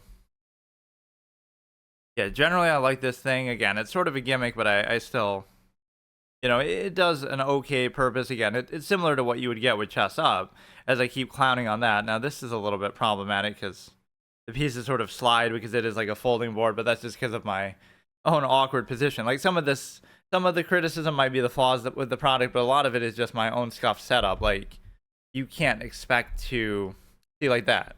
See how it did that? Because that's not anything other than the magnets themselves. So for some reason they try to repel one another.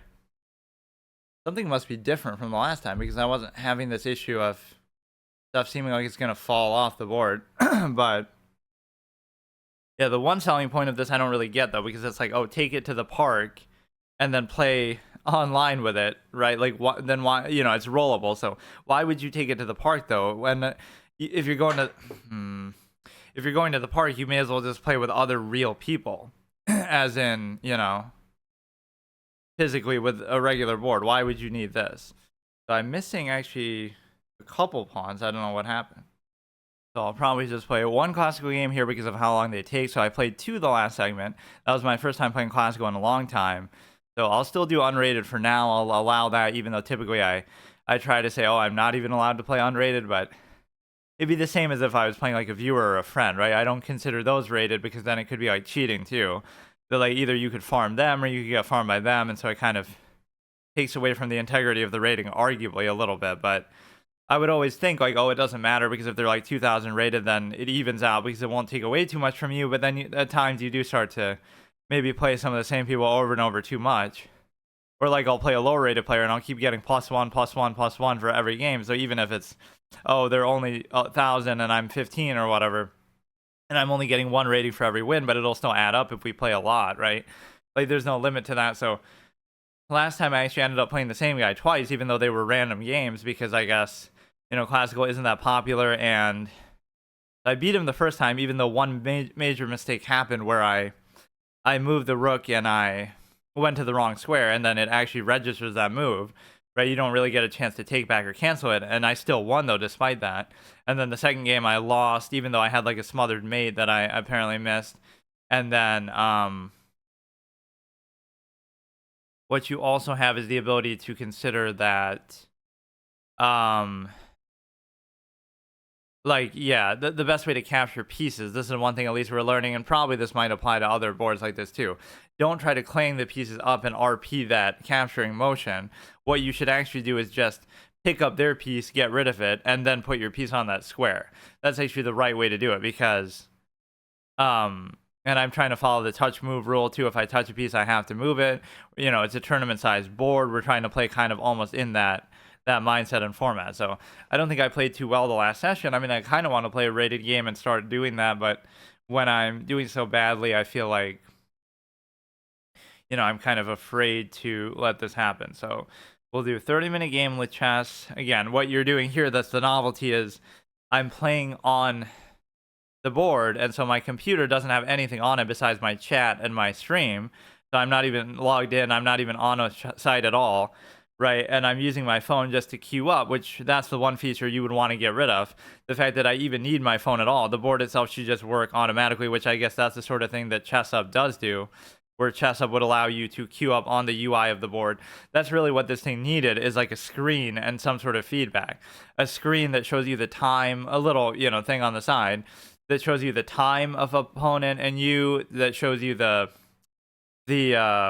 lets you queue up maybe from there, shows you the just little basic information about the game, whether it be the notation, whether it be the time, whether it be that's the only thing I need to make this like a full physical real simulation thing, is the fact of that little clock that you can hit on both sides, right? I would just have to manually do it the same way I have to manually move my opponent's pieces. It's kind of hard to find a match here sometimes in Classical, but that's just more the nature of Classical itself, that a lot of people don't play it, I guess. Not really. Like, it's on the chess, so I don't think it would be a fault of the app or this. Like, it's just more so like Classical is underplayed as a format. And so what you have here is that, yeah, you should consider the fact that, what was I saying? Oh yeah, like the screen on the side, again, it should let you queue up, it should let you interact there. Basically whatever the app's doing, you should be able to do on the screen, right? If it had a little UI there. And again, it should at least show you the time, it should show you maybe material advantage, it should show you maybe the rating of your opponent, all these kind of things. Because other than that, you don't really need a screen. But I'm looking at it off to the side here, but I don't need to, right? So I'm mainly trying to, so I'm black. It doesn't show you the opponent's rating either, because you get to, so we go for King's Indian, and I love when I say stuff like that. It makes it sound like I know what I'm actually doing, but just the only move where I don't do that is if they do the King's Pawn opening, like this, right? They go here, then I feel like they're going to threaten it, so then I have to worry about it. But here, they're not playing into that at all. In fact, whatever this opening is not one that we see very often at all. So as black, the whole principle is you got to just let white have control over the center and the pawns, because you can't do anything. You can't worry about it with the whole pacing of the game, because you're going to fall behind, you're already behind, so you can't worry about it. So they're taking full advantage here. Now, see, this is one annoying moment where the knight is always a liability, like I always say. And the reason why is because I'm going to castle now anyway, but then I have to move the knight back. If they push this pawn, I have to move it back to like e8, and that's not a good move and not a good position for it, but there's almost nothing else I can do about it, right? You just kind of let it happen because you just sort of let it happen. And the reason why is because you kind of want to just get the castle over with, and there's nowhere really good to put the knight anyway. There's sometimes moments where you're supposed to like move the knight out in like a weird way, like here or here, but then you move it to h5, right? That might be the correct move, but then they could push the pawn to g4, and then it's like that might be the correct way to do it, but it's like I just don't want to have to worry about the knight that much. Now, this makes it difficult to develop the other knight, too. So, I don't know exactly. This gives at least both knights a square to go to. And they're not really putting up much of a threat so far, so I don't have to worry about it. But yeah, you pretty much shouldn't worry about the time at all, right? This is meant to be like an immersive experience both ways. Like, take your time, and I wasn't really doing that the last game, although it was still taking a while. So, I don't know if that's part of this board issue, like if this makes it take longer. It really doesn't feel like it takes that long, but it's somehow distracting me a little bit because I don't know. So they go ahead, they move that. I could pin it down, and I should probably just do that trade. And this is my whole style. I'll play the pink flamingo patented thing where you're trying to trade as much as possible, and the reason why is because you're able to simplify things down, even if it's not the right move. I feel like it's just the kind of thing that I do without thinking, but I gotta get a little better at some moves. You gotta think a little deeper about it. This we already know. I kind of want to put them here because you get a little better feedback of it. Or so this is just like the extra promotion queens. This will be like the white and the black. I don't know. Oh, fuck. I don't know how I can separate. I swear some of that happens because of the magnets in there. Like it'll kind of repel from other pieces and stuff like that. So whatever, the black bishop is down there somewhere. You get the little piece graveyard here. So they capture there, and then we just are continuing development. Now, there's one problem that could arise here from the fact of if I develop that knight there, right? This isn't breaking the touch move rule either, because all I'm doing is pointing. But like this is like the arrows in real life. If I move the knight here to here, right, and develop it, the problem is that now they push this pawn, I take, they take, and then this knight has nowhere to go, or it has to go back to the back rank. So arguably you shouldn't do that, but there's nowhere else to go with the knight either. So it's like, no matter what you do with the knight, it's just a pain. So if I push this pawn here on e5, they would take, I would take. I really don't know. Like, you want to develop the other knight, I just don't know where to develop it. I guess I'll do it and just deal with it, but now it's knight covers knight, but all they have to do is push that pawn and it creates some. I guess one thing that happens here too is I can't be getting sniped because I'm not, I'm not using the Lichess streaming tag. Now this is a weird bishop placement because they're both in the middle of the board and they're both kind of in an awkward spot where, I don't know. So we got to find a spot for the other knight, or we effectively just got to trade something off. So if I move the pawn to e5, they would take, I would take, they would not even be able to take. So this actually seems like a safe move now because they don't have a double take opportunity with it. They would take, I would take, and then that's it. And then I even fork, even though it's not like a beneficial fork, right? Just the fact that I get to guarantee a trade, right, on the bishop because they have to move their queen, that makes it work out pretty well. The position of my mic is a little off with this, where I kind of have to maybe project a bit more, where I can't. I don't know. The whole position is basically scuffed overall. So you do this. It hasn't messed up the castling too much so far. And it can't really mess up their move because their move is, but I can mess up my move. Like I intend to do one thing, but I go somewhere else. If I mess up theirs, then it'll just keep beeping and, make me correct it. So here I'm going to actually just capture this. And like, oh, I could have saved that for a later threat where it could have been potentially a fork if I, raise like a different pawn. But sometimes that's my problem, is that I'll make a good move, but not the best move, or I'll make like an adequate move. And the reason why is because I am too lazy to actually look for what is absolutely the best. So they're double attacking that, which is a little bit dangerous actually. Even though it's adequately covered by the queen and the bishop and the other knight, something bad could happen. They'll bring the knight forward here on d5, but for now let's just ignore it. We'll go here. I'm already down to 25 minutes, even though it seems like we're playing pretty fast. But no, I've always been a fan of classical. I just usually feel like when you have so little time, it's not really as fun because with the pink flamingo, you don't want to feel like you only play one game or you have to rush it even in that. The pink flamingo thing that I would do here would be like I'd go to b6 and a5, right, with the pawns, assuming that I would even want to do that. Which I guess I will.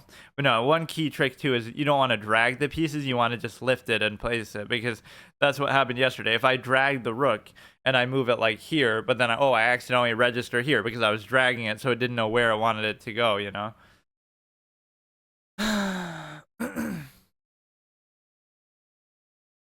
They have 28 minutes, I have 24. It shouldn't really come down to that. It's hard to know what level we're really playing at here. These players could be bad, but like, is this really a good experienced classical player like me, who is 1700, who is, legitimately just top 20% in the world, or whatever that would equate to from a while ago. Now, I could be the first one to capture, and I see no reason not to do that. You also will have something happen with the bishop. To see, this could be a good instructive moment. If the act of me taking this knight would attack something else, like a rook or the queen, then they can't take my dark square bishop because they have to address that first. And then I might be able to take their dark square bishop for free, even though they could probably just cover it with the queen. But, like, that's a little nuance with trading that I don't really account for because I'm just too eager to trade everything all the time. Which, it's interesting. Oh, God, that magnet thing. Oh, my God. I swear to God, that can be very annoying at times.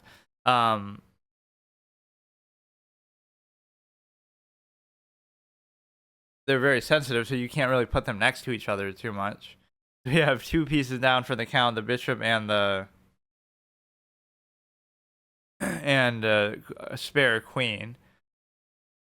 Okay, they go there. I'll obviously take it.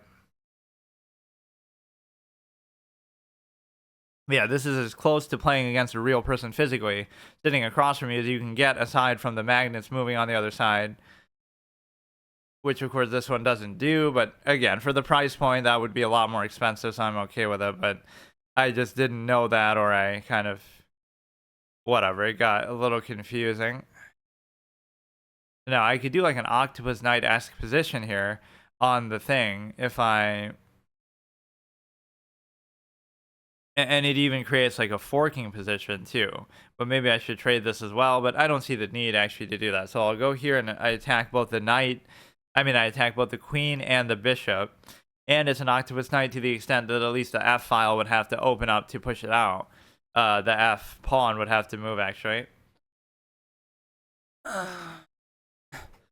So, you know, you see how solid I play, though, honestly, because, again, it's not like I'm going to do some crazy attack and win, but it's more like I'm going to. It's very hard to beat a player like this at a moderate mid-level. You'd have to do something really crazy. So I leave it up to them, and it's more likely that they're going to make a mistake, which is sometimes a principle that higher-level players use, too. It's like, you know they're not going to. You know that whatever attack you're gonna do is not gonna work. Like, attacking is always harder to do in chess than defending, because your opponent is reacting to you, whereas you have to come up with an idea basically from scratch. And so you have a situation where you're able to. Now there could be some kind of sexy unleash here, where if you could cover the thing. Now here's the beauty of the Octopus Knight is you can't really do anything about it, and the reason why is because oh, maybe I messed up though, because now they could like double. No, but they would still give up the queen when they would take. I would take. They would take. It would still like be a queen, which is technically better for them a little bit by 1 point. But I never liked that trade really. Like the queen for 2 rooks. Now I could check here and then take their rook. And so the point is that I was trying to unleash into taking the queen, but if I check here, right, with the knight, they would take with the pawn, I would take the rook, they would take, and then I would bring the queen in, so it's not really worth it at all. I wouldn't mind doing this trade here, but what would be real? I'm trying to sit on this knight threat for too long, but there's got to be some way I can punish it if they double push the pawn. I could just simply take it, so it's not even an issue. So let me actually try to create a double stack, even though this seems dumb. I'm kind of tunnel visioning on this idea of the knight being good, which whenever you put your fate in the hands of the knight, it's going to be a nightmare outcome, because I always tell you how bad the knight is and how exploitable it can be, and it's always a weak link for you that you should try to trade off. It's always a weak link for them, your opponent, that you should try to exploit that as well.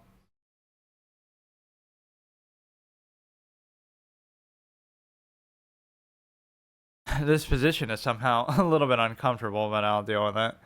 They're gonna go here. Now, to me, that doesn't really matter, because their moves are like very stale here, where they're not really doing anything. Like, I still get the double stack, I still have the potential unleash, and so I don't see what it is that they're doing. They are attacking the. They're not really attacking anything actually, but so we have the double stack, we have the queen attacking here, we have. Yeah, I create these positions too that are so long-winded that sometimes there's something good and I just don't see it. All right, that makes sense. They're almost copying my pawn structure concept here, the one anchor pawn. Although this typically isn't the way that it happens, not on the edge of the board. It's usually this way, like this would be the anchor pawn here on C7.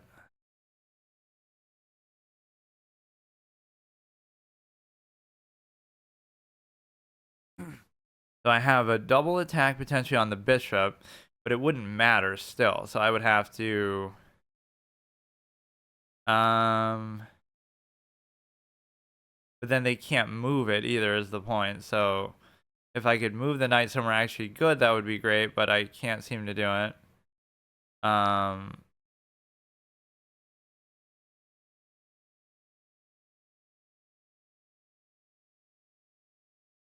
This is a very key pivotal move, and I can't quite figure out.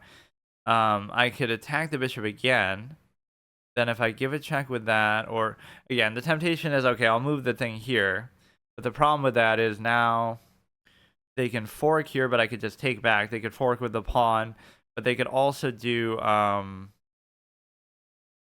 they could just attack it with a pawn, but it's not a very good threat to do. Their queen is just sort of in a weird out of position area where it's not really doing anything right now, so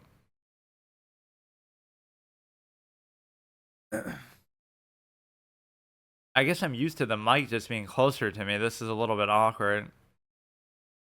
Maybe living up to my name a little bit, but it's not even that, oh, I'm quieter. It's just like I'm having to talk louder into it. Now, what you should be able to do is you could unleash the knight somewhere, and then you're double attacking that. But if you move it, it is covered. So if I give a check with the knight, they could just take, and it wouldn't be a big deal. But it kind of would be a big deal because, well, they just have too much on that right now. But no, the real threat is this.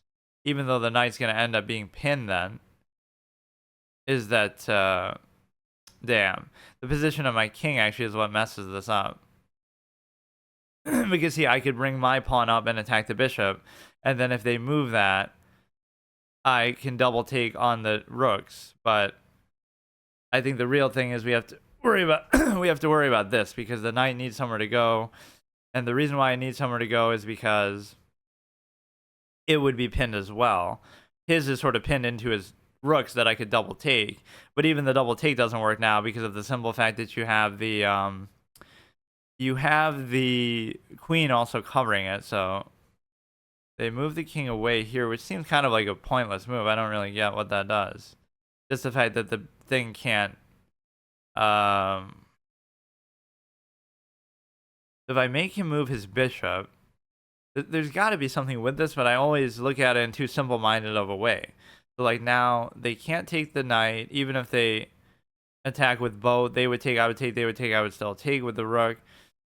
So their bishop goes away.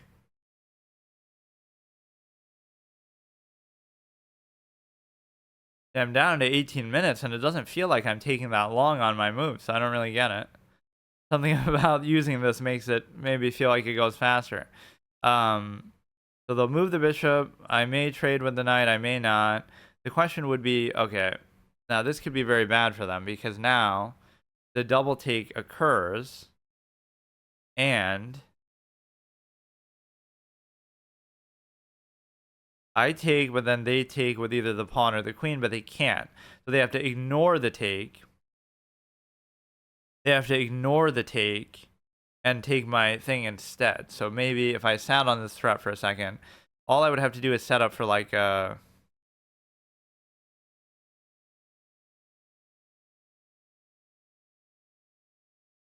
I kind of want to wait. See, this is where patience pays off. Like, let me wait. We'll go here. And then you may... Well, they could just like push the pawn then, but then I could take the bishop for free. So that's what you really have to do. You create these like... You leave a thread there for a long time, and you sort of needle them with it and don't let it resolve. Don't trade, don't do anything. And then eventually they might make a mistake, or it might just get to a point where they can't objectively do anything about it. Like, there's just mathematically too much on there, so they have to just give something up. So you either create like a mathematical impossibility, right? This is an expression I use like in hard modes. Like, either it's impossible or it's inevitable. So like, either it's impossible to do anything because it's just a draw and they can see everything that you're thinking of, or it's inevitable, like they might see it but they can't stop it, kind of a thing. Even just, it's some mathematical sequence of moves that you just can't stop. Not so much a mate, but just like they're gonna have to give something up, they're gonna have to make some crazy move.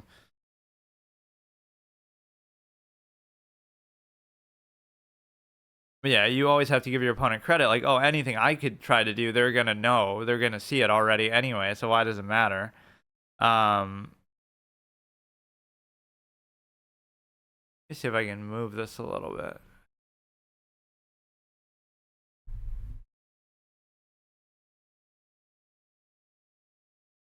No, you got the mic hanging off the side in addition to the board itself, which again, that's not really affecting it negatively, but you probably should have a bigger table for it. So they're taking a while here, or I just couldn't see it actually. My mic is blocking that one row because it's like right here on the side of the table. So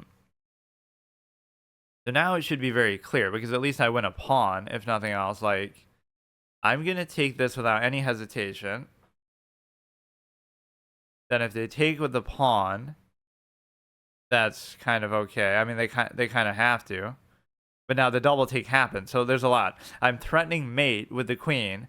I'm threatening a double take on there. And then I'm threatening...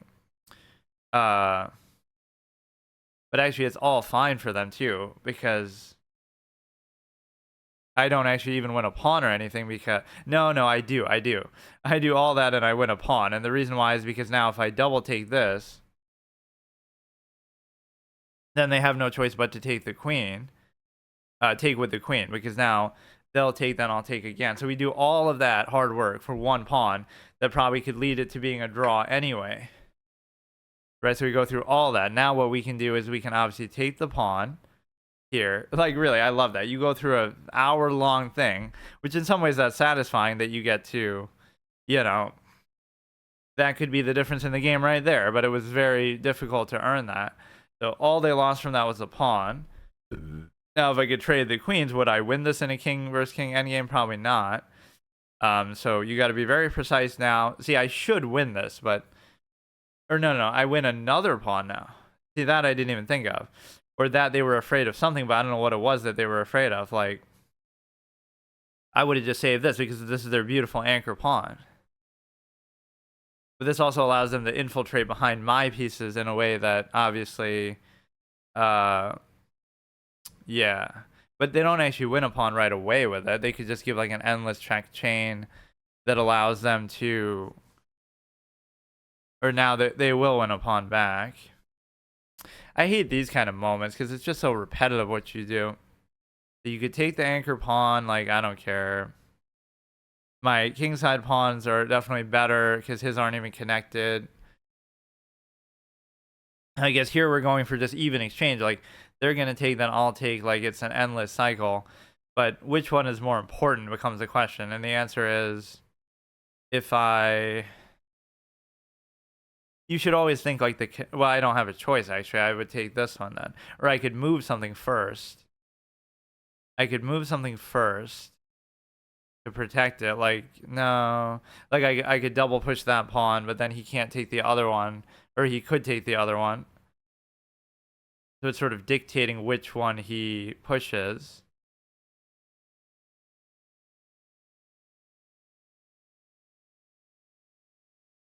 Or which one he takes. So by taking that, I cover this, so he only has the one take. Now that might have been a mistake because that gives him a pass pawn, but given this, I should... You gotta like strategically give checks that allow you to advance your pawns too at the same time. So I give a check here. That might have been bad though, because now they have a pass pawn deep in my territory in such a way that allows me to... Like, yes, I'd have the king there, but... So they could try to take this one pawn here, and I can give a check here. I mean, it probably will be a draw, honestly, but... Oh! Whoops. Well. Waste of an hour because I make one move. You know, you don't make moves too quickly like that, bro. Okay. I'm just trying to give spam checks. That's so stupid, dude. I gotta have that 30-second rule that I employ. Like, what is the point of that? But let's just play it out till the end, or it's their move. It's so boring. Like, see, this is what I mean. I'm even saying, oh, it's a draw, and then I want to play it for something else, and then I'm trying to do too much. Like, just accept the fact that it's always a fucking draw, and just don't even do anything then. I don't care. Like, it was a draw, so... And this isn't even a rated game, so it's like... It doesn't matter. Like, objectively, okay, it's a draw, nothing's gonna happen. I'm up a pawn, which... There's a lot of times where being up a pawn doesn't actually make that big of a difference. Like, you should almost try to bait for a stalemate now.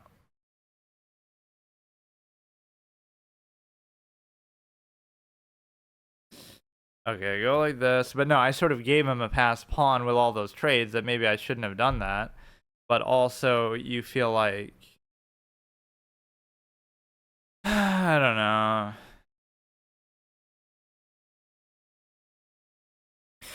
It's very hard to play anything faster than this, though. If you were to play like Rapid or something I was trying to do, it's actually very hard. You wouldn't think it's that big of a difference, right? My movements take about the same amount of time as the playing on the computer would, but the fact that you have to move your opponents, it just makes a little bit of difference.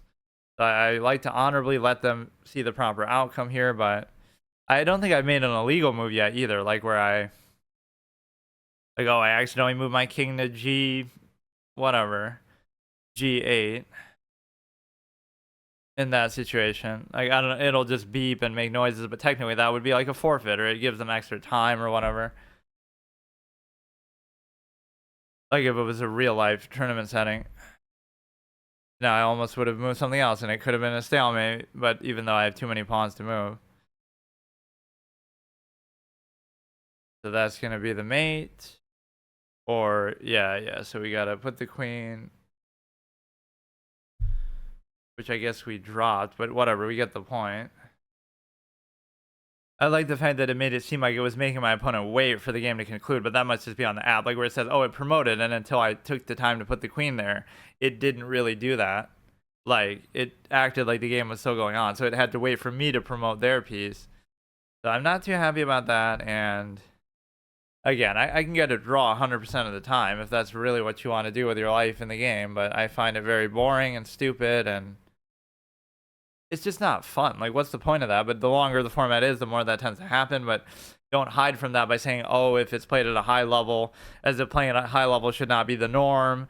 And also, if playing equal time format, long time formats, but that's the bringing out the true nature of the game. Don't try to subvert it by trying to turn a turn-based game into a real-time game. If it's really good, right, that should be fine. That shouldn't disqualify the outcome. And then also, you have a situation where you say, oh, if it's evenly matched opponents, all of these things that lead to a high number of draws, like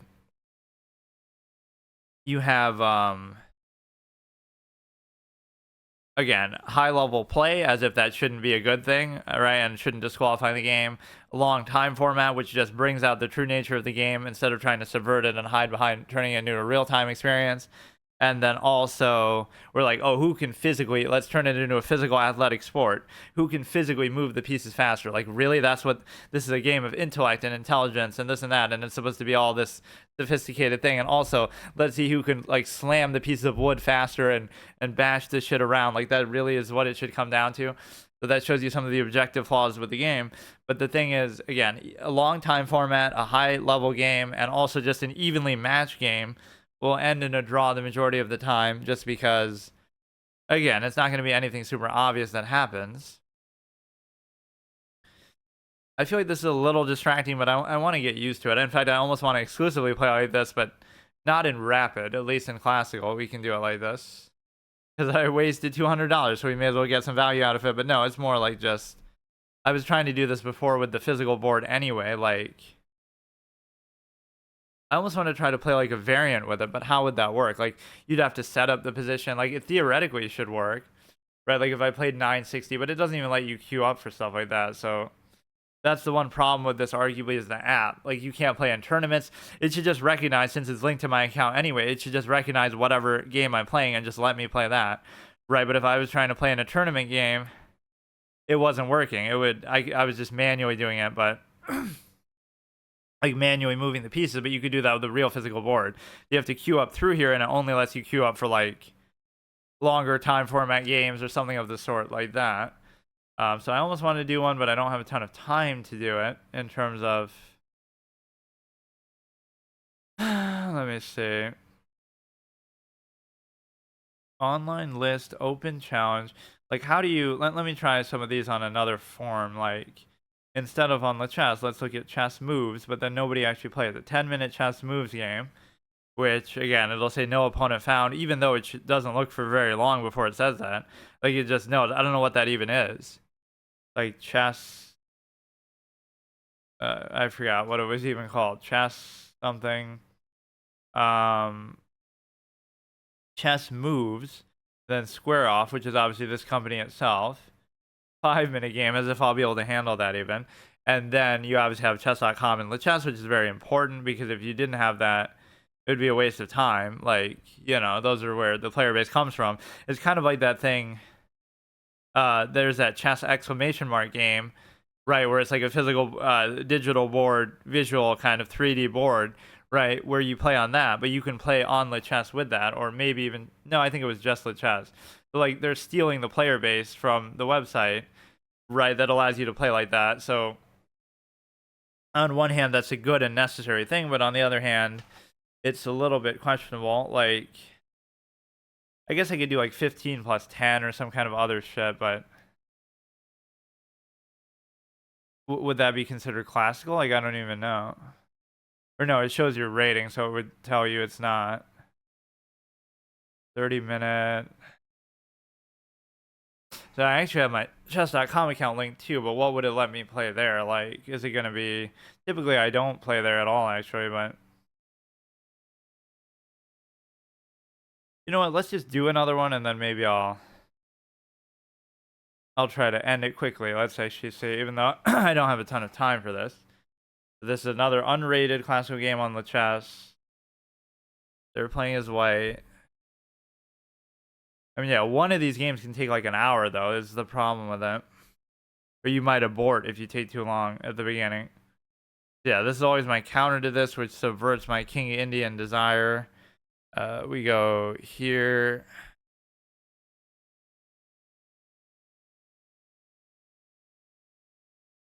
You go here, and then I can just cover it.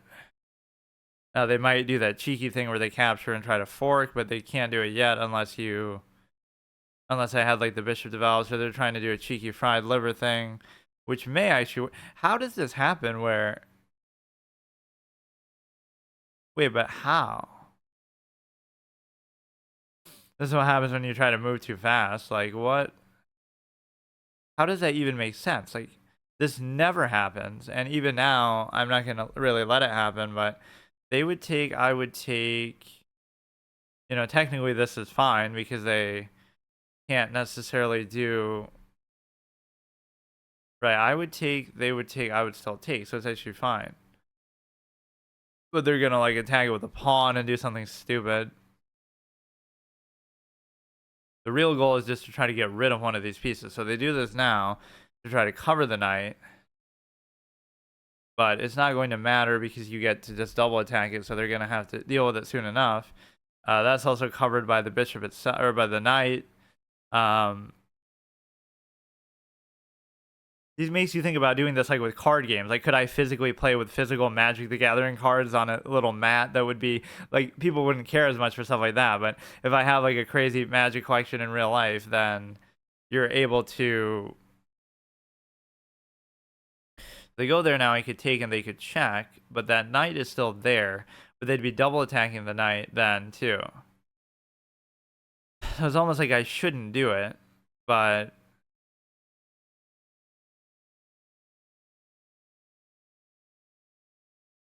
They are forking, so I almost have to do it, but then they'd be double attack. I don't care. I don't really care. I just hate when this happens in the opening. Like, openings don't matter until you're a high-rated player. Also, what is that? Like, why does that have such a big impact on the game? Yeah, you're going to take the knight or whatever, but I don't really even care. Just do it. So, you would take the knight. I can't even take back. But it's effectively still relatively even because you get to... I can't castle now at all.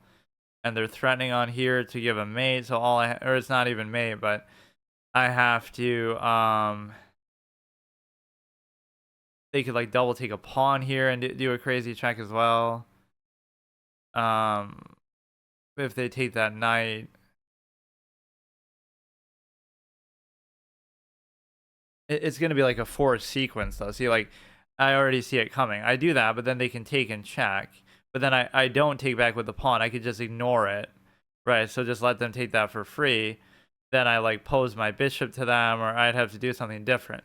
So we lose this one pretty much out of the opening in a way that's very fun, between openings being boring, end games being a little stale and repetitive, between, you know, everything being sort of drawish in position.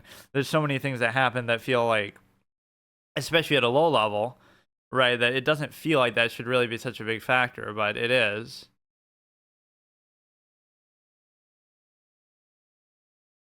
So none of these games have really come down to time anyway, in the way that that would be relevant, because, you know, I'm not really even showing it.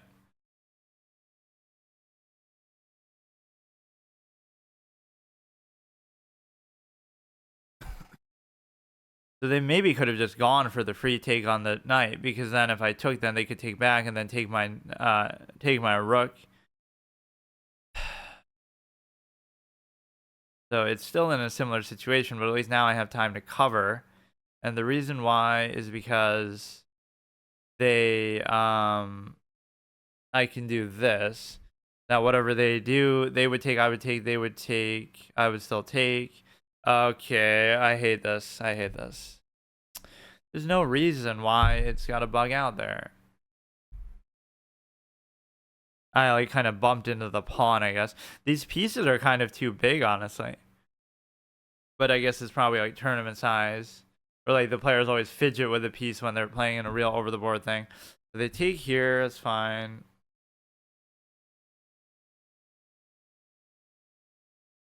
So their king is not really in that great of a spot, I'll be honest. But the problem is that I'm just kind of not really doing anything either. So I could like unleash my bishop, but actually, yeah, this should work, because now you go here and it allows you to, I'm attacking the bishop and I'm attacking the queen, covered by the thing, by the rook. They could take a pawn, but then I take the bishop for free. There doesn't seem to be a way to... So see, even though I messed up in the opening, now they're going to overextend and attack and get too overconfident. That's all part of my master plan, to make it seem like I'm losing, so you overextend yourself, and then I end up taking back and winning. Right, now you'll probably lose something. If you take and check there, I can take back with the thing, and then I'm still attacking the queen. That might be just a better way, though. Just capture the knight on c5 and then, or c6, then I take back, and then everything's fine.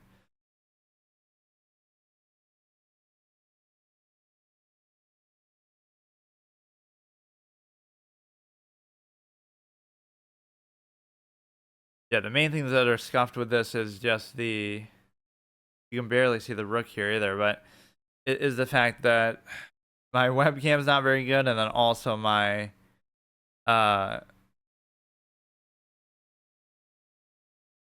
Wait, how did it know that was what I was gonna do? Or no, I was just lighting it up because I don't know what happened there, but yeah, they can take the pawn here now, so everything is actually fine. Yeah, I thought I was doing something, but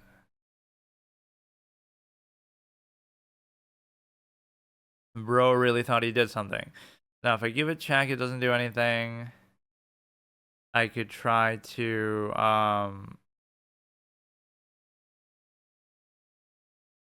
they don't really have much of an attack going on, but it's just more a question of...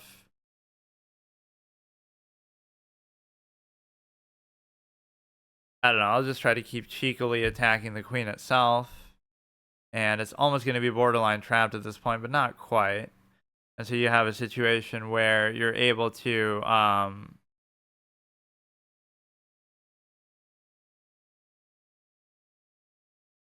It's a classical game, but guess what? People play it like it's rapid or like it's bullet or some shit. Like it's only been like 5 minutes, but look how far into the position we actually are. So I have no idea really what I'm trying to do here, but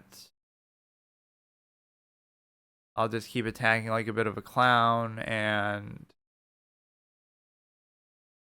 this pawn is under attack.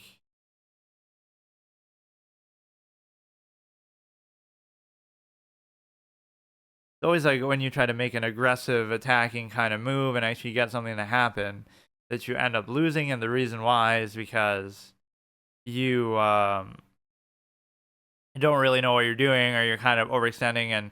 And the big trick of it is you focus on what you're doing, rather than what your opponent is doing, so then you'll fall for something in a way that you know, wouldn't have wanted. So trading queens is arguably a bad thing. I should try to make something happen here more organically, and so I don't know what's even happening. They could go back and actually take that pawn, exactly the kind of tendency I'm talking about, where you overextend and miss something that your opponent could potentially have, kind of like what they did at the beginning of the game, where they obviously they were winning the opening, they did something good there, and then I recovered because they... It's still pretty even, though. It's not like I'm winning because of it. Yeah, let's try to wrap this one up quickly. That first one was kind of unsatisfying, but it's okay. You take there, yeah, I could just make their moves for them. Why not? So now this could still backfire on them because now you're able to... I'm just going to keep letting them eat up pawns, though, in a way that shouldn't happen.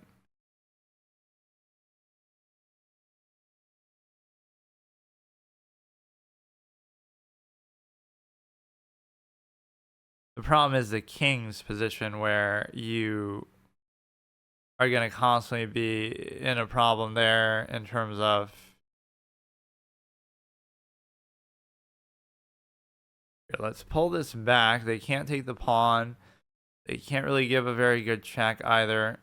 So you have these two pawns locked in combat here that would allow you to really do not much of anything, but I'm trying to open this F file to an attack. I'd have the dark star bishop there, I'd have the queen, I'd have the other thing.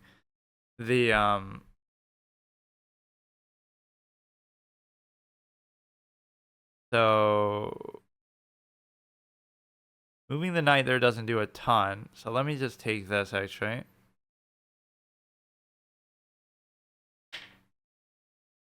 Those goddamn magnets, man. They do everything besides what I want them to do.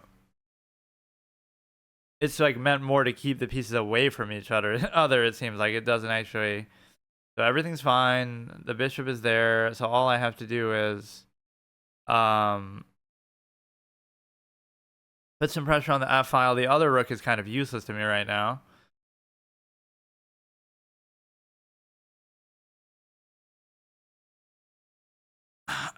Now I'm going to play this one in a rush because I'm kind of...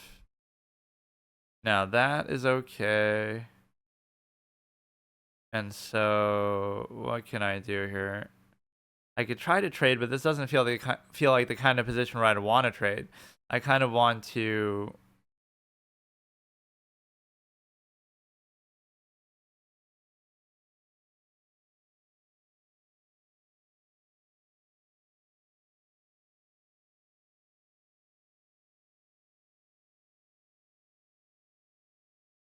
I'm going to do something a little weird here. I'm going to go here, and now if they take...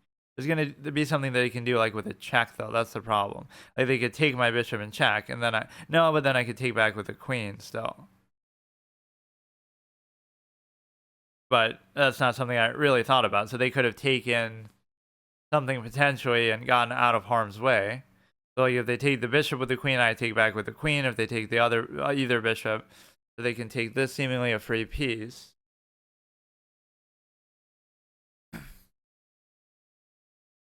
Which is not really a big deal because that's just a pawn, but is there something more I could get out of this where I because like now why can't I do the same thing? Because they'll take the rook, I suppose. But that's actually a mistake because now I could take back with the queen itself. And if I do that, now even if they take back, I take that for free as well.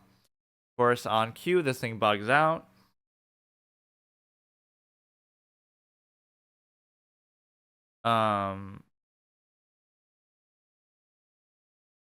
What did I just do? Oh, I guess it took the wrong one. I got the wrong square. Never mind. Something is actually very confusing with that. I don't know what happened. They moved there, which seems almost impossible. I don't know what they did. So maybe I'm wrong. I thought they moved to that square. So now I could just... I'm so confused. What even just happened that last move? They moved out of harm's way off the bishop, and then I could just move my queen. So let's just move it. I don't know what happened with that. I don't even know what the material is looking like. It's pretty much even, I think. Or I might actually even be up something. I'm up like a bishop. But I'm just not using my stuff very effectively. I'm just kind of waiting and delaying. And so you have... Oh, I just gave up my rook for nothing too. Okay, bro.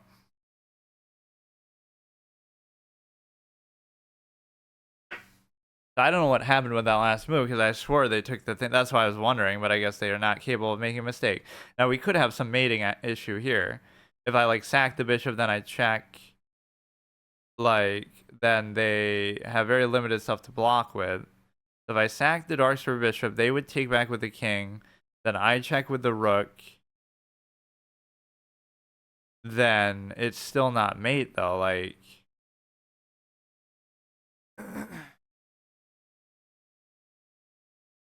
I mean, I'm acting like I'm not in check either. Now they could check with that. Like, why am I even bothering to play right now? They could check with the thing. With it. Yeah. You go here, you block, and then if you take, and if I take back, then you take the rook anyway. I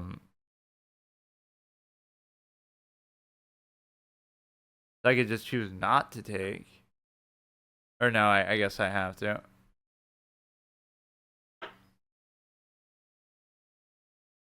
Hey, Jerome, thanks for the follow. You're streaming now too, nice.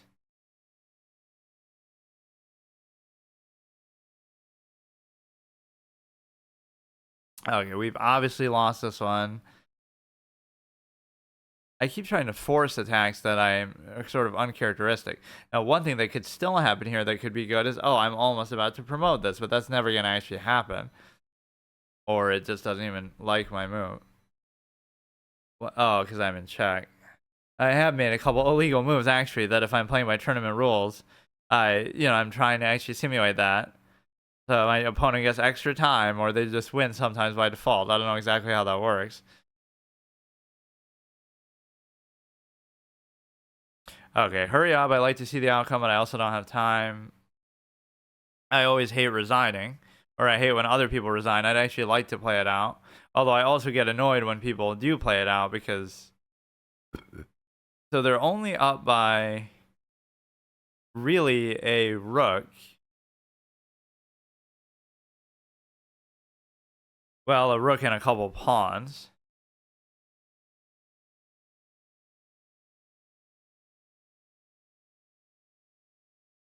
So it's possible they could blunder something, but my position is not very good right now. And a lot of this had to do just with the opening that somehow, I don't know what exactly happened, but they got like a fried liver threat that was actually effective. I'm playing these games kind of too fast, especially at the beginning. When it is classical, like I still have 19 minutes left. So if I had used that a bit more effectively, I mean, they have like 23 minutes, so it doesn't seem to affect them. But like, why even play classical if you're going to play this fast? What's the point?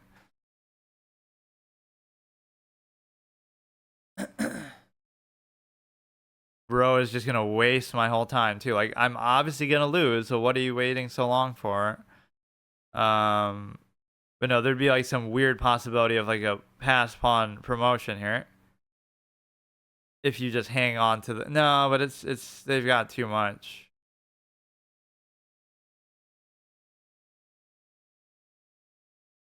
Or now he's gonna AFK for like 20 minutes. Like, I give up. Why would this move be so difficult? You can do literally anything you want. Just take that pawn back. Like, there's nothing I can do.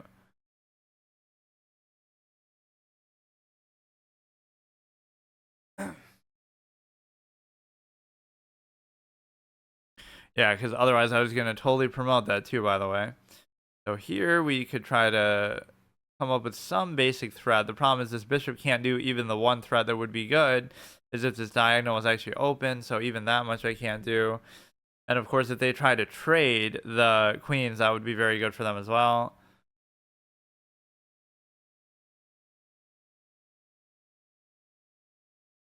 I just can't quite focus. Like the other game, I was either drawing or winning, and then I just get impatient that I just give up my queen, and I'm just moving like way too fast. Like I'm pretending like I want to play classical, but I don't even want to play rapid. It seems like I'm just playing bullet or something right now. Um, so they're gonna bring their rook in probably pretty soon, and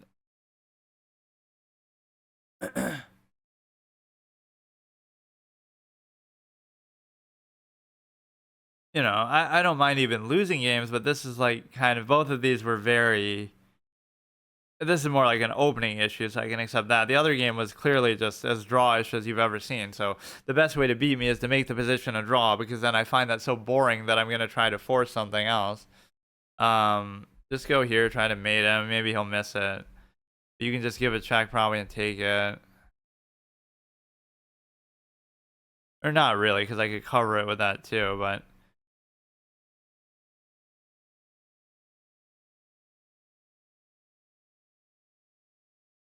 now all I have to do is get out of his crosshairs a little bit in terms of the if I can just save my king. Like, why is he getting confused? I get that I knocked down the piece, but maybe they'll be in a position now where they can't save it, but all they'd have to do is move the pawn even, so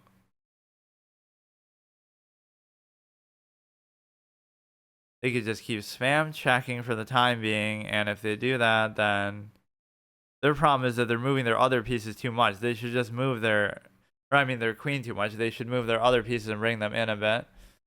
I mean, if he keeps doing this, we could at least get a threefold repetition itself.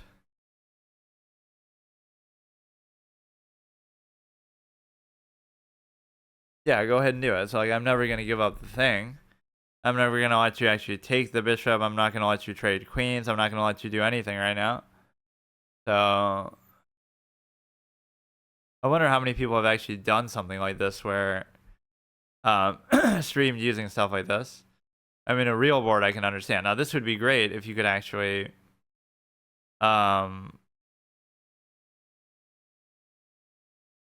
you know, if I had a pawn or something to threaten that knight with, this would be great.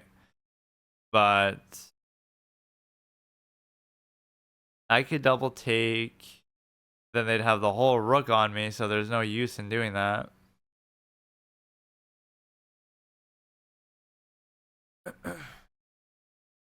Just go for something ballsy that might help, but I don't really see what can happen. Even if I won the knight, it wouldn't be that big of a deal either. So now you can't move the knight. You're going to just give a whole bunch of checks, I'm sure. Just fun and interactive experience. That can be the most annoying aspect of chess of all. Just like when in doubt, just spam checks or just spam attacks on the queen, which was my original use of the word cheeky in chess, where I would always say, oh, that's a cheeky threat or cheeky whatever. And the reason why is because I would say that basically, I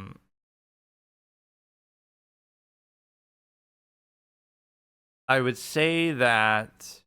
Oh, I'm moving into. Yeah, see, I should lose. It should be shogi rules that you get to. I don't know what's even happening. Um, like before, whatever that guy who says cheeky all the time, but it's probably with a different meaning to it.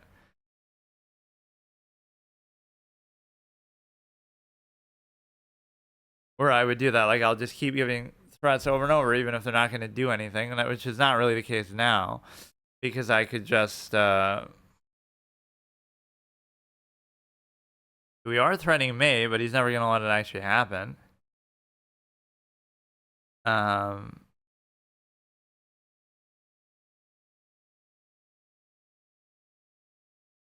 I'm at least assuming that is what he's doing. All I need is like one free move, but they're not going to let me have it, are they?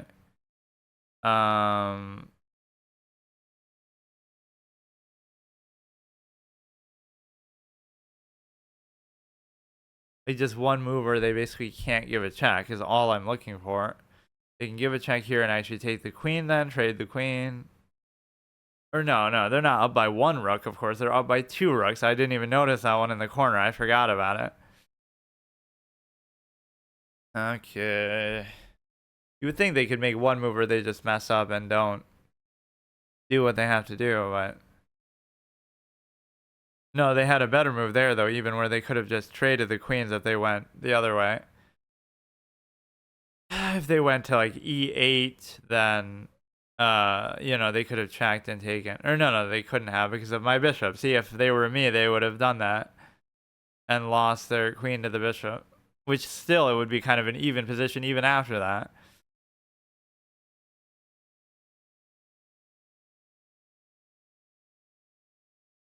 Bro wants to take all day doing this shit, huh? Now you got this.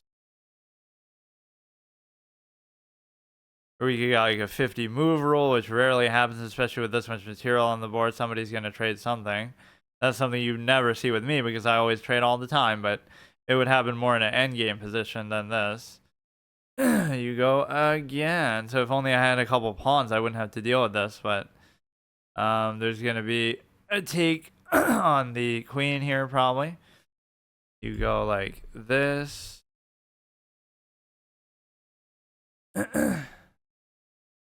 And you can easily just do it with the cover of the knight.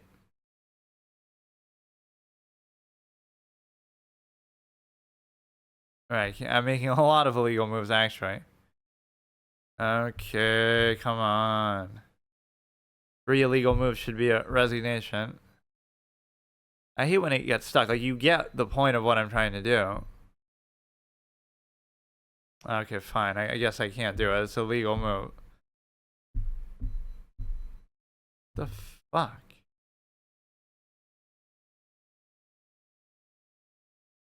Take the queen. Do I even have to wait for this? Like a pre-move on a real board, which you could technically do here. Right, like you could just assume what they're going to do and do it ahead of time.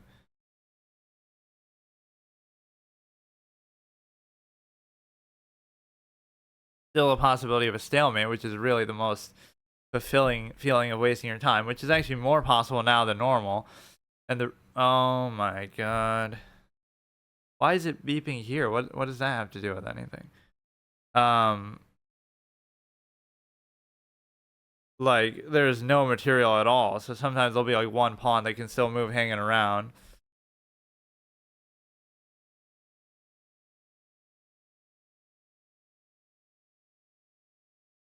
I mean, I kind of want you to mate me sometime this century, but I guess he'll probably just flag because he's the slowest. He's even slower than me, even though I'm at 14 minutes and he's at like 18. But when you're in a position like this, why are you even playing the game out? Like, or I mean, why are you? Well, you could say that about me, but I mean, why shouldn't it be over quicker? Like, why is this taking you so long? Go there, and just I could have gone to f8 to try to attack it. But no, he's not going to mate me when he literally has a mate. He's not going to do it. He's going to over promote. Okay, drag it out, man. If this is what chess is like if you're going to do it all the way. Like don't resign or anything. Like just literally waste your life doing it, because if you're going to commit time to doing it, then do it. Like why, try to subvert what is ultimately just a waste of time. Who does this as like a little celebration, or whether you win or lose. Right, it just flashes like crazy, or even if you get a draw, it does something like that. I forgot. Or maybe I haven't even seen a draw on here yet. Okay, see you later. Okay, so today I'm going to play yet another game of Classical. So I've been doing that exclusively on this board, which is kind of good. The problem is that I'm afraid to play rated games for a while because I obviously... And that was like the last position we were just on where we lost. I feel like I'm rushing too much, but then again... in some ways I'll blame this for being distracting or something, but it's really not that. It's just I got to get back in the rhythm, because if I lose my next Classical rated game that I actually play, it could cost me my whole account, depending on the provisional stuff and all that. And I don't know if these matchups are really indicative of... Maybe I should have to do that. I should have to play a rated Classical game right now before the new year to see whether I have to delete my account on here or not. I should just have to face that reality, but the way I've been playing has been absolutely awful. So you know what? Maybe I will embrace it. I wasn't thinking it, but let's do that. So it's a permanent thing. Well, it's not a guarantee, but I shouldn't think like that. Like I could lose, and it doesn't have to take away 20 rating, but it'll motivate me to play more seriously. So I wasn't planning it, but I just decided it suddenly as like a New Year permanent thing. We did that on chess.com where I had to get to a certain rating by like January 1st. And I think we did it multiple times even where that ended up being a thing. Like, let me just kind of measure the height of this a little bit. I always move my stuff around so much that it's kind of hard to keep a consistent thing, and this webcam is not very good either, but I'm not somebody who really uses webcams ever. Like, I don't do face cam, so this is always a good legitimate use of it, though, whether it be for a physical real board or this, you know. It's a case where, yeah, you know what, I will do that. The problem is we might get matched up against like an 1800 and we might lose. So it'll be my first rated game and we might actually lose to an illegal move, and I'll embrace the challenge of it.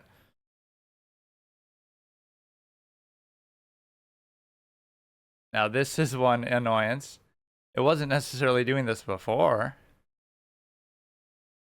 Okay, it's kind of my fault though, like the fact that it's a little bit hanging off the table and all. Like it's actually just falling off. What the fuck? This is exactly the same position of the board. I haven't changed that. Damn it. And then if I pull it, it'll be too close to the webcam. All right, now it's good, but something's gonna fall off and fuck me over in the course of a game. Yeah, this is actually it. I'm gonna play a rated classical game. If I lose, there's a chance I could lose my whole account. Let's just embrace it. So it's gonna be 30 minutes. And of course, it says like infinite, but you would think it would adjust, like whatever. So rated game with chess, classical, 30-minute. I'm doing it. And I have to be careful not to mess up on the board either. You know, all we need is we want it to be like an easy win against a clown opponent. So what is his rating? I'm white.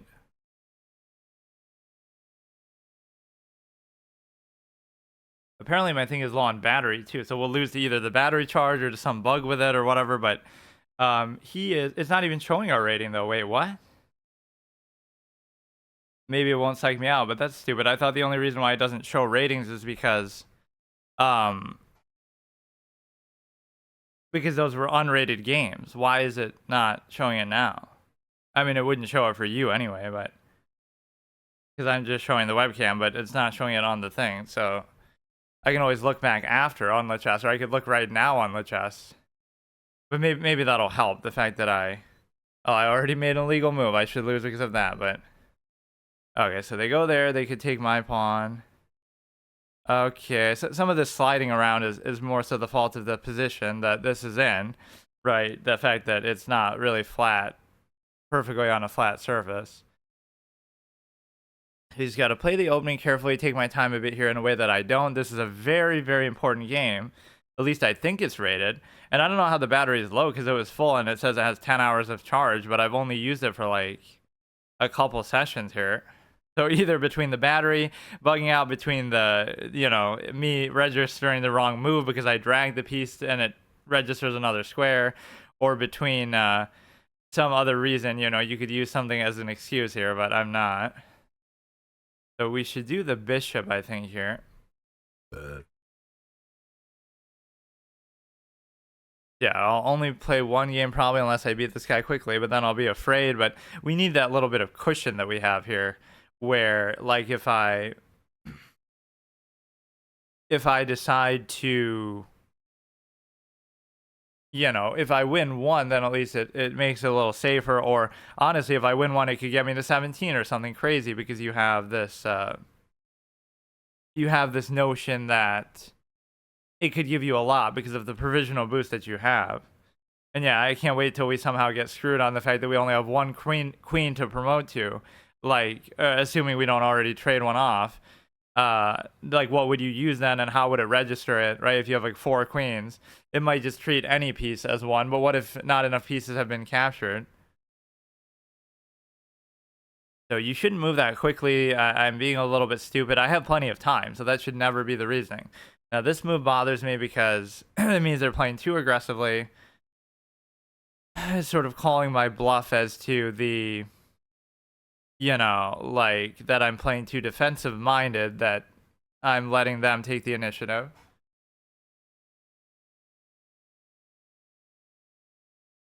So that's fine because you have the ability to move it to where I just open up. Normally I would be moving it there, so I didn't have to worry about the pin, like of the knight getting pinned. Otherwise that pawn would be raised on h3, but I didn't have to worry about that here.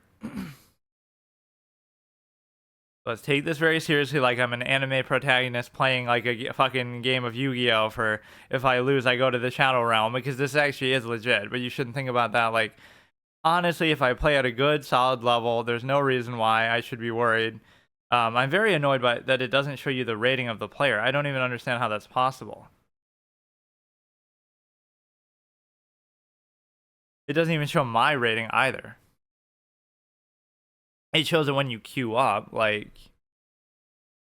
So I don't know whether you want to take this or not. I have no idea. If I don't take it, they'll double take it, and there's no meaningful way that I can cover it. I could bring the rook, but then it's probably not going to stay there. So the problem is they're going to do it, and then I won't be able to... They'll double attack it, and I won't be able to do anything, but... So the trick is, yeah, don't drag your piece and bump it against that, even for the RP clash of like, oh, look, it's capturing. You should do it only where you pick up the piece you're capturing first and then do it. And you don't have to worry about your opponent's moves as much. Like, you can't exactly mess it up because it'll force you to do that. Like, it'll force you to basically make the right move, obviously, because you can't just change your opponent's move. So it seems like they've blundered a pawn, but remember what happens. Whenever it seems like a player makes a mistake, they never, ever, ever do. So you got to remember that. So the thing is that if I take this, what will they do? They might move the rook to attack it. The thing is, we're going back into a position that doesn't even have cover. Like, I'll do it, but I know there's something probably more to this, and I should probably spend my time thinking about it. Now, the act of them moving their knight means that they're attacking a free pawn, but there is an interesting tactic if they take that, like with the rook, that I could unleash the bishop and everything. Or wait a second. Or, I mean, they would have to move my knight out first before they did that. That seemed like they genuinely did just blunder the pawn. So this is covered. No, never mind. I'm wrong. I thought somehow this wasn't covered. I should probably just castle, but I also don't like where the knight is. That could definitely be a problem. I also don't like where this pawn is for them on the king side, but can I move this knight somewhere that's actually going to be good? And the answer is no, I cannot.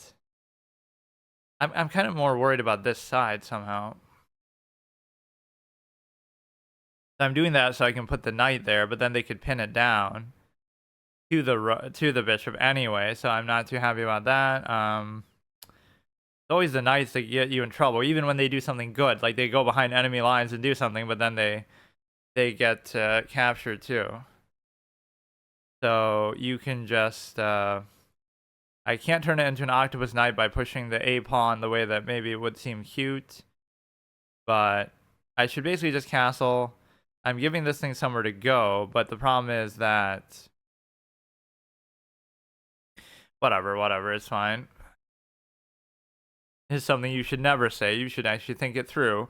Like, one of my expressions from my debate format comes out here. We're like, why trust or believe something when you could verify it? So, like, why think or feel that a move is good when you could just... be sure of it instead by verifying it with calculation. And, chess is the one game where you technically can do that. It might be harder than you think, but you should always embrace that, which in some ways makes it boring, because then, oh, you already know everything for sure. It doesn't, if you just think about it deeply enough. So he's going to do something with this pawn push, but it doesn't matter that much, because you get to... That tactic is technically still there. If I take the knight and then they... But they're not going to take the pawn, because they might, though, actually. Let me just move this. If they pin it, I'm not worried because I can always cover it some other way in terms of, and that is still covered. So they're pushing this. They're doing a kingside pawn push, but it's not a very effective one. And so we can't take with this one. We have to take with the other side, dictated by the fact that this could be very dangerous too. But it's, oh, it's not free though. Never mind. This could be bad. Damn it.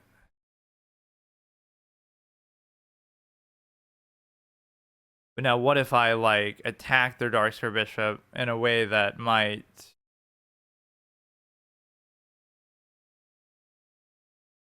There's gonna be some problem here with the thing.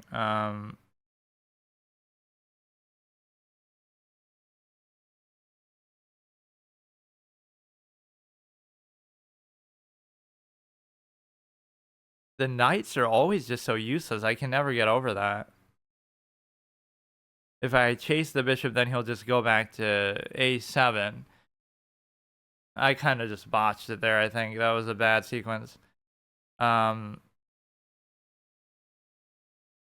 These knights are like just sitting there, and they're completely useless. They can't attack, they can't defend, they can't do anything.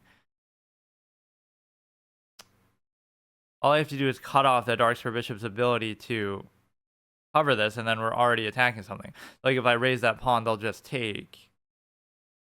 So I don't know what I'm doing, but this will compel a trade at least. So if they take, I take, they take, I still take. So if they bring in the queen, I might just lose on the spot here, but they capture the knight with the knight. Now there's a temptation for them, right? That, oh, I'll take with the bishop, but actually I won't. I'll take with the pawn. Then if they take with the... They take the pawn with the thing. They take this with this, this with this, this with this. But then I could do the unleash. No, but I can't do the unleash because... it won't work.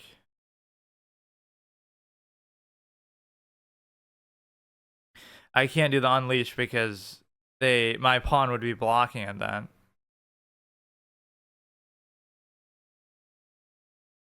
Oh wow, bro is a piece sacking master. Like you can just have it, bro. Like I'm already triggered.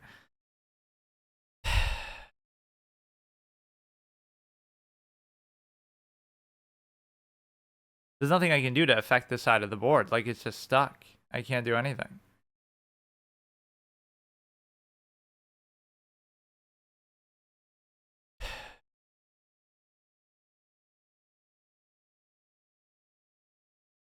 Like really, bro? Oh, I don't know. Hopefully I won't lose that much rating for this because I can't. I don't know how people play like this. Like he's not even taking that long. He's taking like 3 minutes the whole game, and look at the kind of moves he's making. There's really nothing I can do.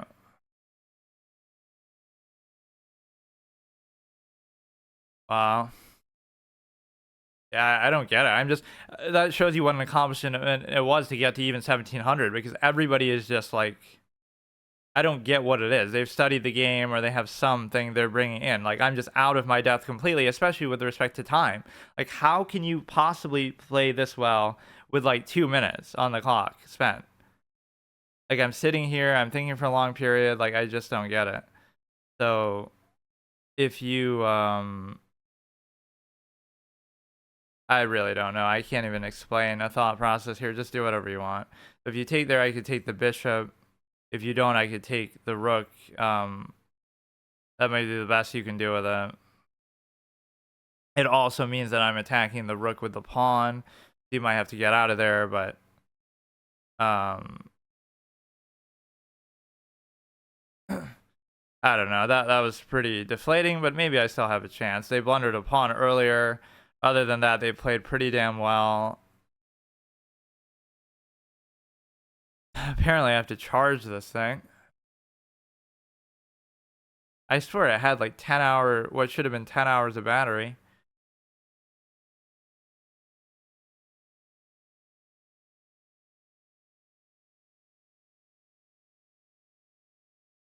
It seems like they're moving from here to here. Sometimes it's hard to tell just because of the position I'm sitting in, but it seems like, oh no, they're blundering their thing.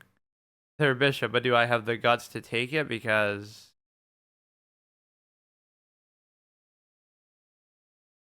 if I was to take with the king, what would they actually do? They don't have an immediate follow-up. But bringing the queen in there is going to be a death sentence, so let me think about it.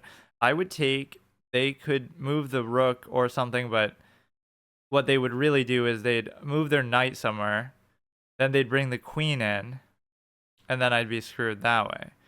So maybe I shouldn't do it. Or maybe the better move is to take with the thing. Take with the pawn. Like, let me actually think about this now. I take with the pawn. Their next move is not a check. They could they bring in the knight to g4 at some point. My queen's covering it. If they bring in the queen, they're bringing in the queen either to g5 or h4, both of which I could probably react to. So I think taking with the king might be the more dangerous move. I kind of don't want to do that, but then again, if I do it, I don't see the immediate threat, but this is my problem. It's just too ambitious. I take there, then they have to address... I'm just not seeing it. That's the thing. I don't see any move they can make. Even when they bring the queen in, then they'll bring the queen up to... They'll move the knight. Then they'll be ready to bring the queen up to... But see, even in the act of moving the knight, I would just take the rook. But then maybe I'll still get mated after that.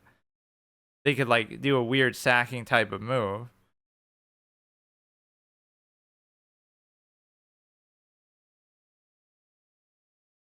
I almost would rather take with the pawn. I don't know why. I feel so safe about that.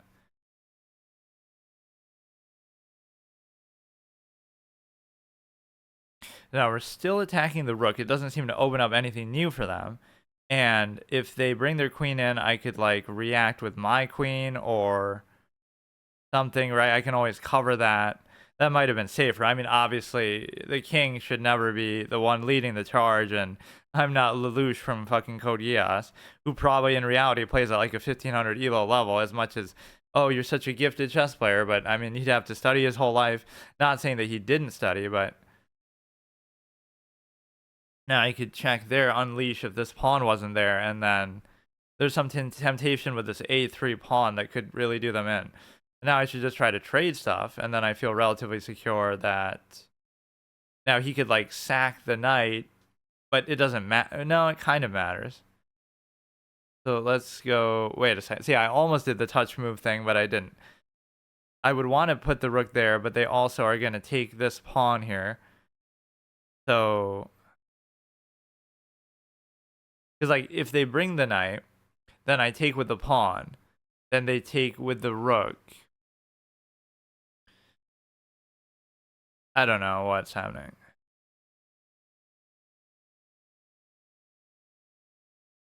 All my other pieces are just, like, not even involved in the game. Okay, I'll go here. So now we are threatening a mate if they move that. But they can also give the check, but then I could take with the pawn. Then they take with the rook, and then I can take back. So even if they do that, right, it's not a problem. They come, they check, I take, they take, I take. The queen isn't covering the light square. The problem is if I move that pawn, then the queen comes in on the dark square and gives a check, which could be the end of the world if it's done in the right sequence, like... But I should be able to block... Like, it depends. If they check with the knight, then I take. Then they don't take back. Then they come in with the queen and check, but then I can still come there. They play so well for a while, but then it seems like ultimately they don't really know what they're doing. So what did that possibly open up?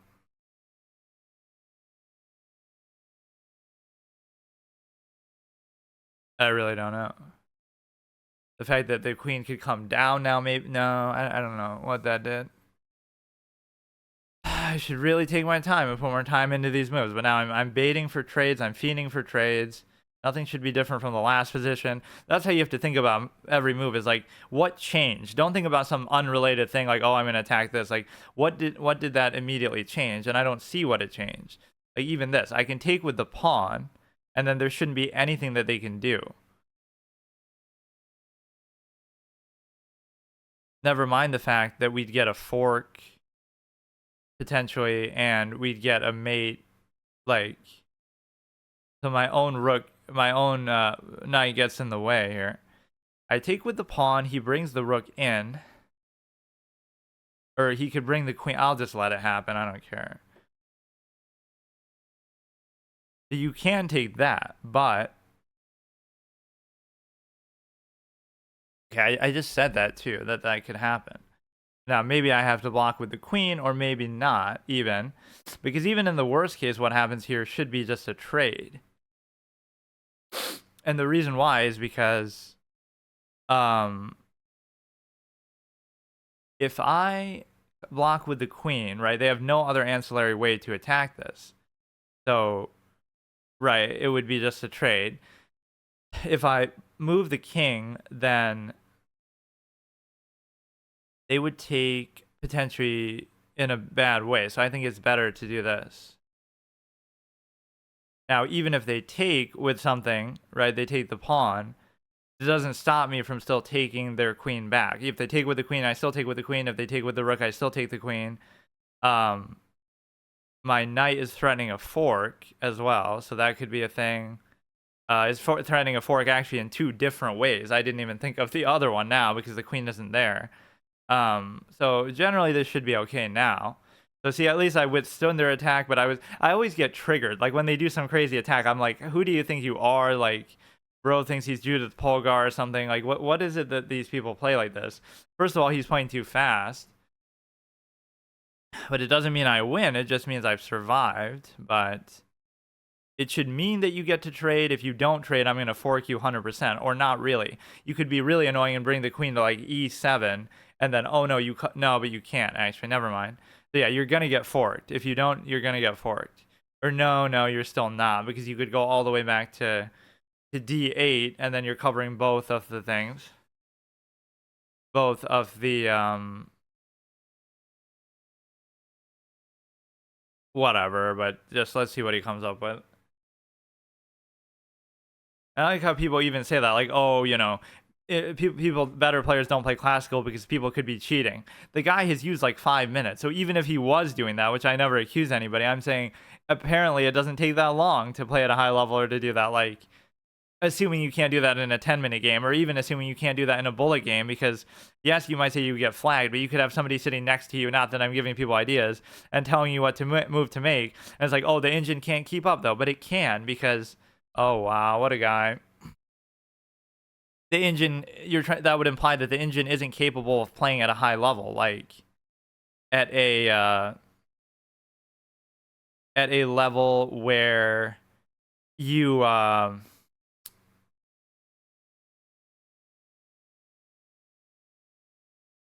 like at a bullet level, like, oh, so the engines lose to GMs on bullet, right? But they don't, so they can clearly play at a high level even there. Now let me try to understand what's happening. They gave up the threat there. Their dark square bishop isn't relevant, so let me go back here again. I could take that free pawn, but I'm not going to do it, and the reason why I'm not going to do it is because something bad could happen, even though not really. I'm just not going to do it. I don't want my king open from there. It seems like a dumb thing, but I'll go here. Now what I'm doing is I'm threatening the fork, covered, protected fork, and I'm also threatening the mate if this moves, right? The thing. So it's a protected fork. So now how do you deal with the protected fork? You could bring the dark square bishop back, but then I would take. You could bring the rook, but you could still have a protected check then. You could bring the rook up. See, this is the kind of thing too, like my devil's advocate mentality, or something along the lines of like, you know, in my debate format, I would do that. I would guess what kind of argument somebody would make on both sides of a debate, right? So make your argument or one side, and then also look like what's the best counter to that I could come up with. So you're playing devil's advocate. So the same thing here, like you should come up what's their best move. So now I have a fork, it's protected, it shouldn't matter what they're doing. Well, it kind of matters in the sense that if I let them get a check off, I could just automatically lose on the spot. But this should be pretty clear because it's covered by the queen. So even if you're in check, you move this up here. Now maybe it's all part of their plan, but I don't see how. And you're gonna get in check again too. Not that I'm a fan of this pawn position at all, but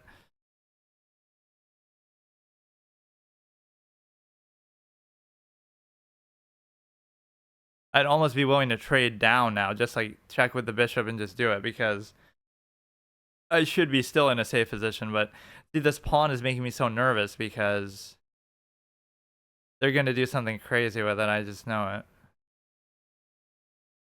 If I take, okay, I'm not gonna let them take, and I can't raise it. So if I take the pawn, they can't take back, and they also can't even give a check. And it's covered by the queen, so I should actually be fine. See, when they have less material like this, now I feel a lot safer.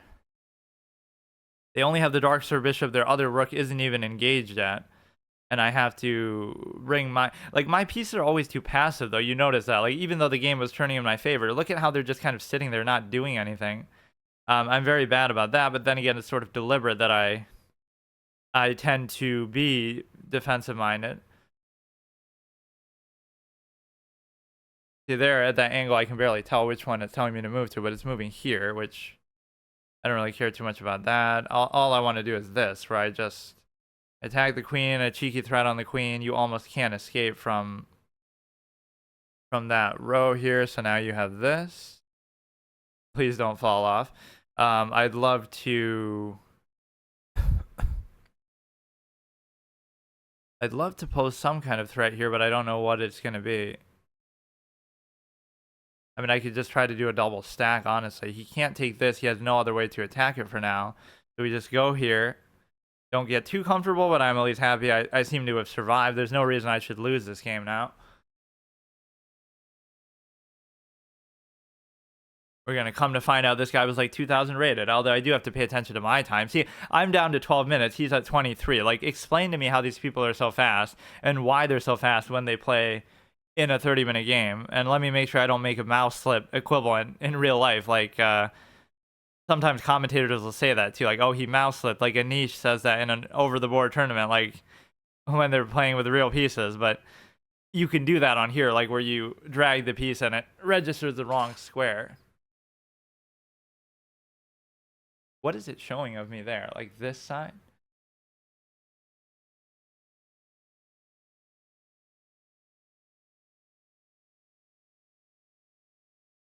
Like what is the height level?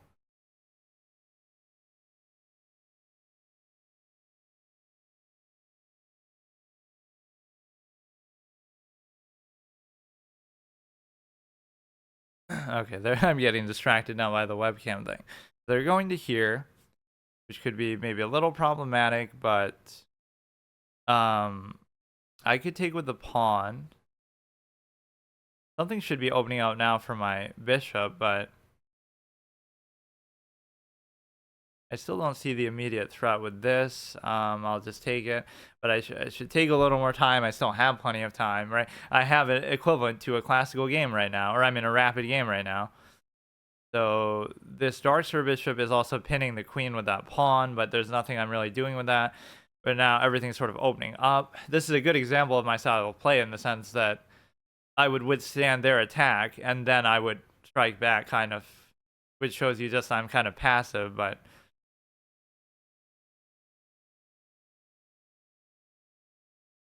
So you're in a position where it's relatively comfortable. We got to just double check everything. Here's where I'll often miss some good attacks, and then I'll get frustrated as the game sort of drags out too long. Like, I'm not good at finishing these kind of positions. Not that my position is even that great, but it's at least better than... Okay, so here we have...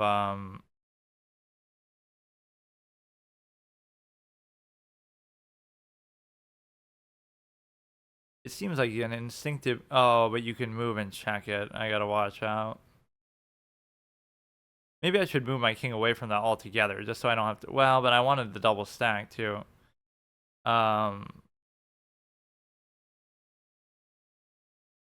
guess I'll leave it here. Let's just move back. So if you were to raise that, it's not going to do anything. And the reason why it's not going to do anything is because of the simple fact that it would actually blunder your queen, or it wouldn't, I guess. It wouldn't blunder your queen, but it would effectively trade queens. They would raise, I would take, they would take, and then I would have to move my rook, but I could give a check, but then they would give up the... Whatever.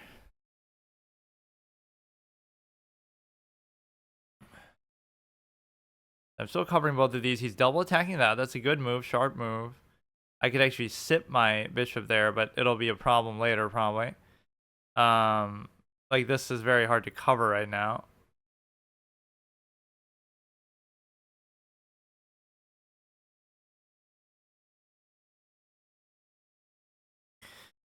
This is where you sometimes tunnel vision a bit. Now, I'll focus too much on trying to protect that piece, but in the process, I will maybe miss some better opportunities. So,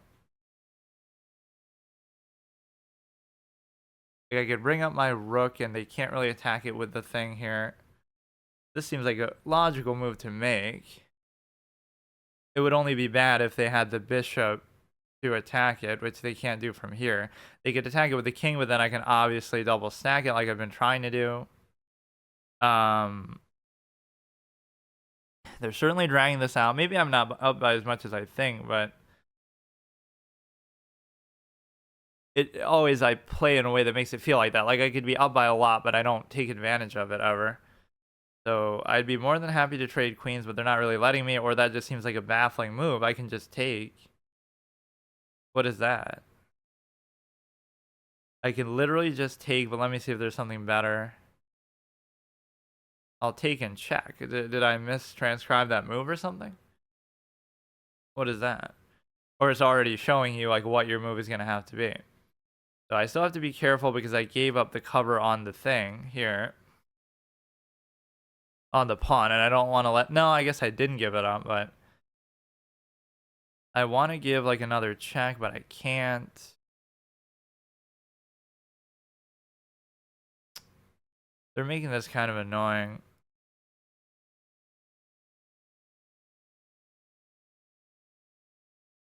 Sometimes the best move in chess is just a safe move, like just go back and then don't even worry about it. Like nothing's changed with the position, that it should be fine. I just get a free pawn that they just give away, so I'm up by a massive amount of material, but I'm not doing anything with it, which is my staple trademark. I'll just sit here and do nothing the whole game. Like now they can attack the rook, which would probably lead to them winning a pawn, which I kind of knew that all along, but I mean, they can move the bishop to attack the rook, but then I can give another check, which these checks are not really doing anything is the problem. Yeah, that's a good move. I give it to you there. We'll go here, though. I gotta not move so fast because something is gonna backfire.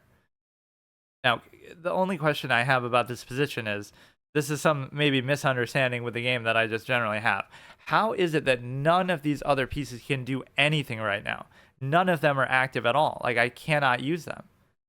Isn't that amazing? Like, I can't use the bishops. I can't use the rook. I can't do anything. I guess I can use the bishop in a manner of speaking here by going like this. Or I don't even need the bishop's cover there, though.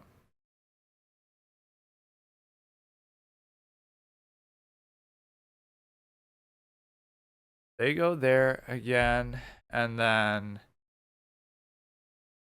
It's unfortunate because it's just like nothing is even happening with this right now. So... Okay, so they're attacking the rook, and otherwise they would take the pawn. They could take now like either pawn. But you know what I'll actually do is I could go and I could threaten the queen. So if I go in front, I'll threaten the queen. Then if they take the rook, I take the queen for free. If they take, then I take, and then they could win a pawn, but it wouldn't matter. So I'll go here. That wasn't really what I was intending, but I was just kind of giving random checks and trying to make something happen. So now, at long last, and we finally trade the queen, and it might be pretty much impossible for you not to do that. So yeah, he played pretty well at the beginning with his attack, but he kind of fell apart, so I would guess he's around 1700 actually.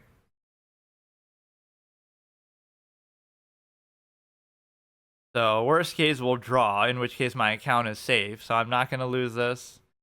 I was really shaky at the beginning, and then I kind of brought it together. So I like that.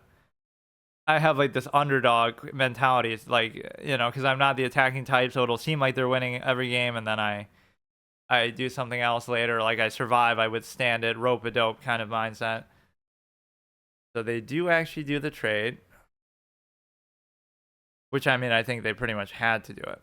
Now I'll take with the rook to obviously save it from the bishop. Now they might take a pawn, but it doesn't really matter, or it shouldn't really matter. In a way, no, but I can't lose the rook for nothing. It'd be one thing if it was a trade. So they will be able to take this. And now I'm still worried about maybe a certain check on the king, like if they take the other pawn. Right, I don't want to allow that. So I'll give a check without hesitation, I suppose. Sometimes I'm like that, where I'll just do it for no reason. So we'll give a check there. Now, it's very important to cover this other thing, as I just said, but maybe I already screwed it up.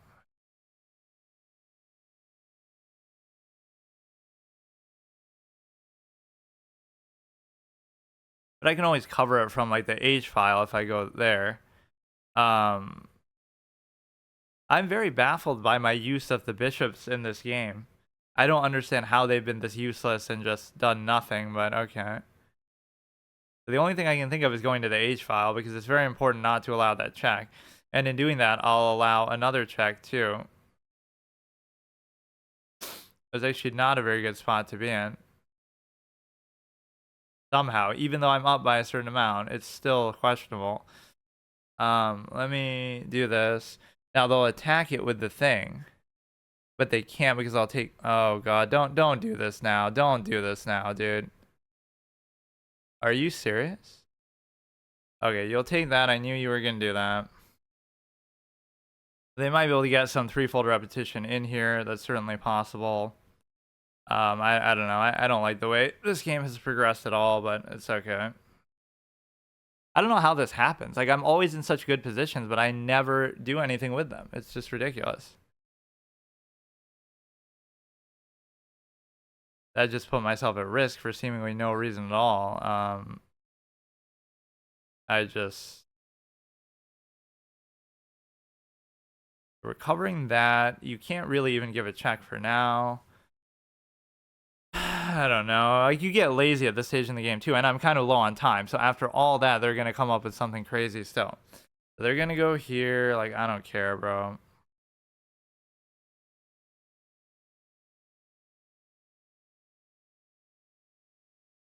So that would allow them to check on that square, one way or the other. But if I bring the king, to G2, they can check with the bishop. But I would just take the rook. So if I'm not mistaken, that should be okay. But watch them actually win this game, and I'll actually quit chess because, literally, because I have to do my account on here anyway. But I don't understand. I hate these moments. Like, what is happening right now that I can't do anything, even though I'm up material, even though everything should be going my way? I don't get it.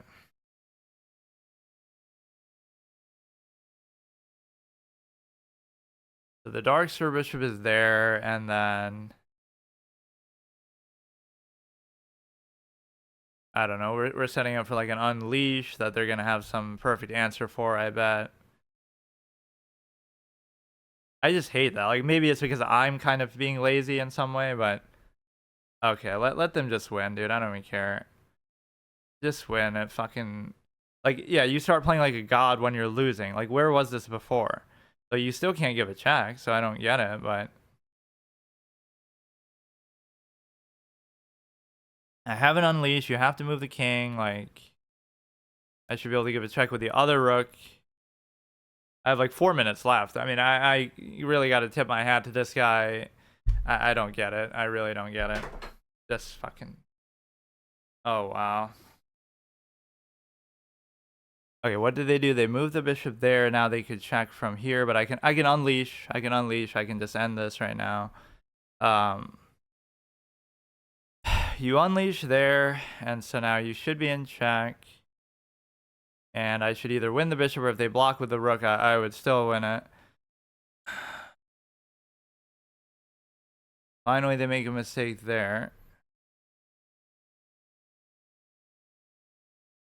So, I mean, how many hundred more hours is this game going to take to end before... This is why I just hate the aspect that I would hate about chess. Like, even when you're winning, this is what Gukesh did to Ding, I guess, in the final game. Like, you know it's a draw or whatever, and you just go on and on and on, and it's like, I'm about to flag. I've got 3 minutes left. Like, are you serious, dude?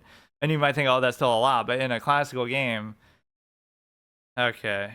3 spree. Played at least one game for 3 consecutive days. So show me what rating I got on the chess and what happened. That's what I want to know. 1620 to 1608. So why am I 1620? I thought I gained rating from that. Like, now if that didn't count, oh, what a shitty fucking thing. How did that... It was rated and I'm still 1620. So what do you mean, dude?